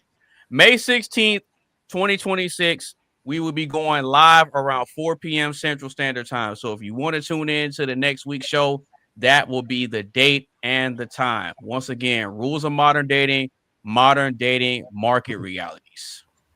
That's going to be next week's topic. So with that being said, we're going to do last thoughts, final shout outs, and then we're going to get up out of here. So Mr. Mark, last thoughts on the show, man. Did you hate it? Did you love it? How's the show for you, big dog? No, it was good. It was good. I felt like a lot more I don't know. I think for the last few weeks, I felt very discombobulated anyway, because I had a lot of stuff going on, personal stuff, uncertainty with, I told you they're demolishing my flat. What I'm saying is, been working on myself, as you know, and I feel like I thoroughly enjoyed tonight. It was good. That's good, bro. That's good, man. Relaxed. Yeah, it was good. That's good, man. Okay, cool. All right, Mr. Triz, you've been here the whole time pretty much. Yeah. I was listening earlier. As a matter of fact, I had dropped a comment. Yeah, as soon as I went live, I saw it. No, there was a comment after that, but I think it got deleted because I think really? YouTube. Yeah, I think YouTube deleted it. So basically, because I can't even find it. I can't even find it on mine. Like I know when I typed it, it went through, but then I looked back and then it was deleted. And it's like gone without a trace. And so I don't even see it. I don't even see it on my side. YouTube. That is weird. And so basically, I wish Tizzle was still on here, because basically what I said was I was like, look at Tizzle up there with those red sunglasses, looking like what I say, he looked like a video director for midget corn. Oh, that's probably why. But listen, here's the thing. No wonder it got removed, man. No wonder it got removed. But listen, I said corn. I didn't even use the P word. But they still deleted it, man. They understand, man. They understand the AI. You know what I think it was? Honestly, I think it was because I said midget. Before the word corn, yeah. So you can decipher. The AI can decipher. But midget too. Like I don't think you can say midget. I don't think you can say midget. You got to say dwarf or little person. I don't know. Maybe not.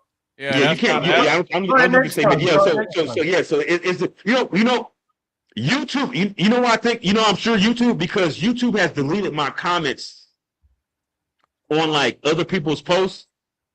Like I had a comment like a while back, and it was I was talking about it was like something about pedophilia, and I was like, well, part of the problem is that you talking about putting somebody in prison for that long, and society at large has to absorb the cost. I said to really address the problem, I don't think people have the stomach for it. And I said, it involves, eliminating a permanent solution. They deleted that comment. Yeah. They don't like to see people showing any sign, like even if it's very subtle, any sign of targeting or what they call hatred towards a particular group of people for any reason or whatever. And it's like, come on, like they're really like overstepping the mark. Listen, but and it's not just here in the UK. You can see it happening all over YouTube. Okay, so it's a worldwide. That's kind of weird. But Mr. Triz, final thoughts, man. Did you hate the show? Did you love it? How was it for you, brother?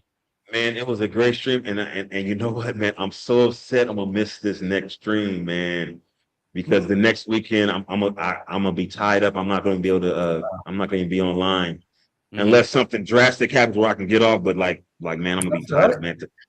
Next week is gonna be a real good one too. Oh yeah, absolutely. And the reason it's gonna be good is because it's been quite a while since we had a relationship stream. I mean, I understand some of the we kind of get into it a little bit here and there on the different streams because most of them have been about mindset and psychology. So so we're gonna be getting back into the dating conversations, and it's gonna be a blast. It's gonna be a blast. I mean, I wish you could be here, but I mean, you got your own stuff going on, so we can't hold you back from that.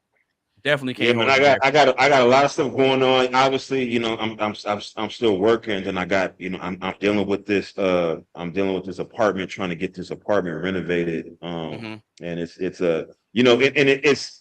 one of those things where the guy I'm dealing with, I worked with him before, and I called him at a time where he needed to work, and and he was like, yo, you know what?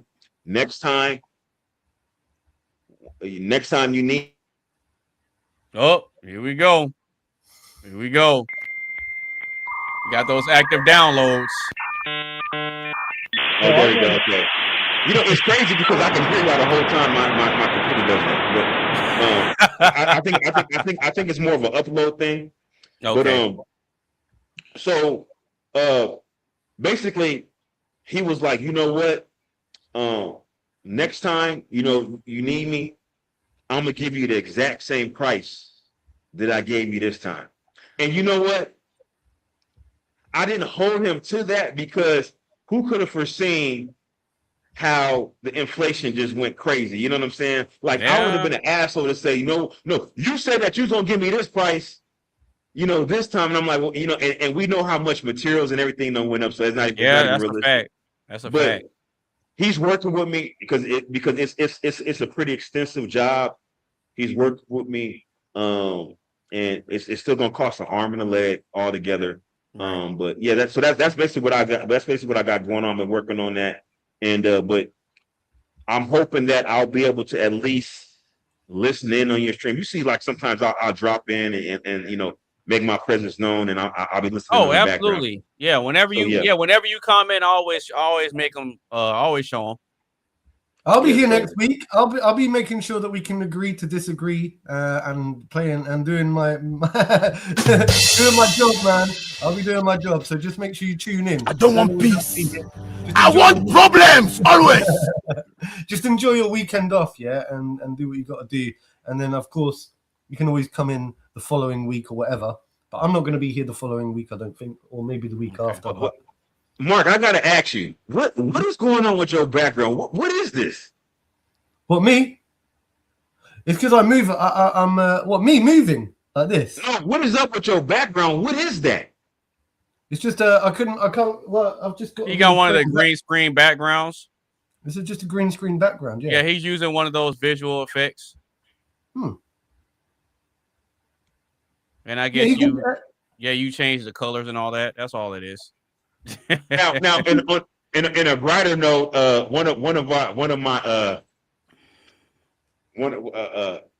he's not even a colleague, but there's somebody that. Yeah, sometimes you got to look at Mark like this.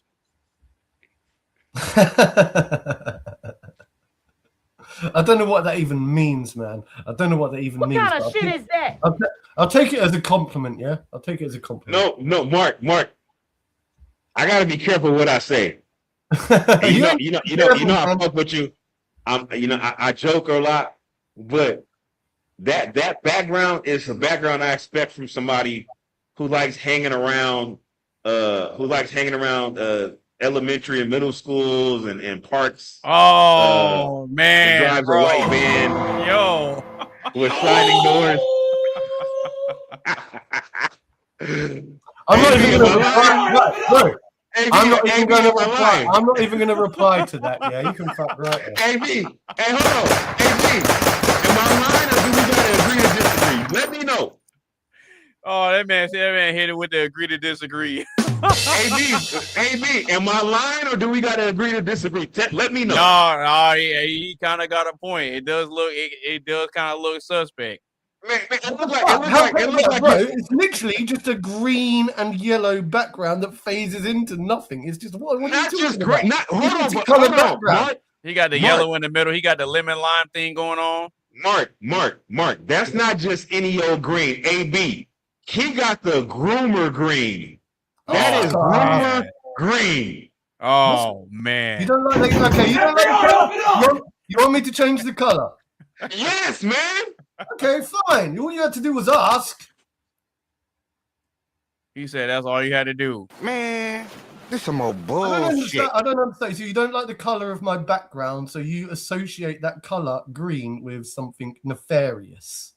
Man, that's groomer green. I don't know if you got the memo, man. That's well, I've never heard that one before. But I'm not going to rise to it, bro. You can try to prove me all you like, yeah. But all right, so where can the people find you, Mark? You can find me with my groomer green background all over the place. No,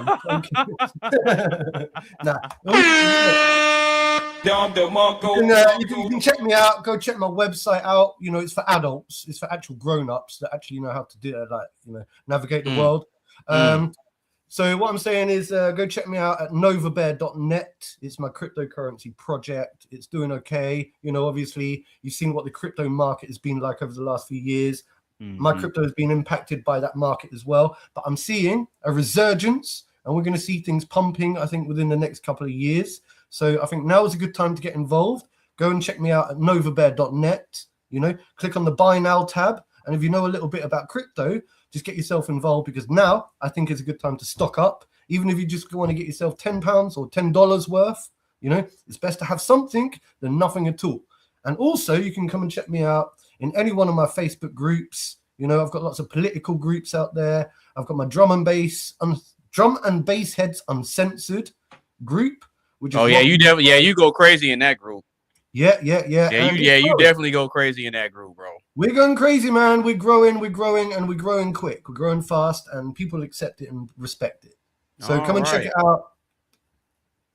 Okay, cool. That's it. Mr. Triz, I already know, but I'll let it be known where the people can find you if they can find you. You can find me lurking in the chat somewhere, but that's the only place you're going to find me. Trolling. You can find me trolling the chat. And he said, if you want to push the issue, you have to lower the phone right at the end. If you want to push the issue, please don't. Okay, because my man got a bayonet gun. I do live in a blue state. I live in a blue state. Is that? But I am. Listen, just don't look for me, please. Don't look for me. I'm not. I'm looking at the gun, man. Is that real? Oh yes, this is very real. It looks cool, man. No, that's very real. No, Triz don't be playing around with people, bro. He really don't. I got a whole collection of them. I don't want to get too crazy on YouTube, but I got a whole collection. Right. Okay. Matter of fact, I will show you. I got a stack of ammo. I probably got about, I don't know, maybe a couple thousand rounds of ammo too, just in case. I definitely believe that, bro. But if y'all have any last thoughts or anything before I close it out? No, man. All good. I'll look forward to next week. All right. Sounds good. So just like I said earlier, Oxide Station podcast. There we go. Shout out to y'all. But like I said, man, make sure y'all tune in to next week's show, Saturday, May 16th, 2026, around 4 p.m. Central Standard Time. All right, y'all take it easy. Peace. Peace out.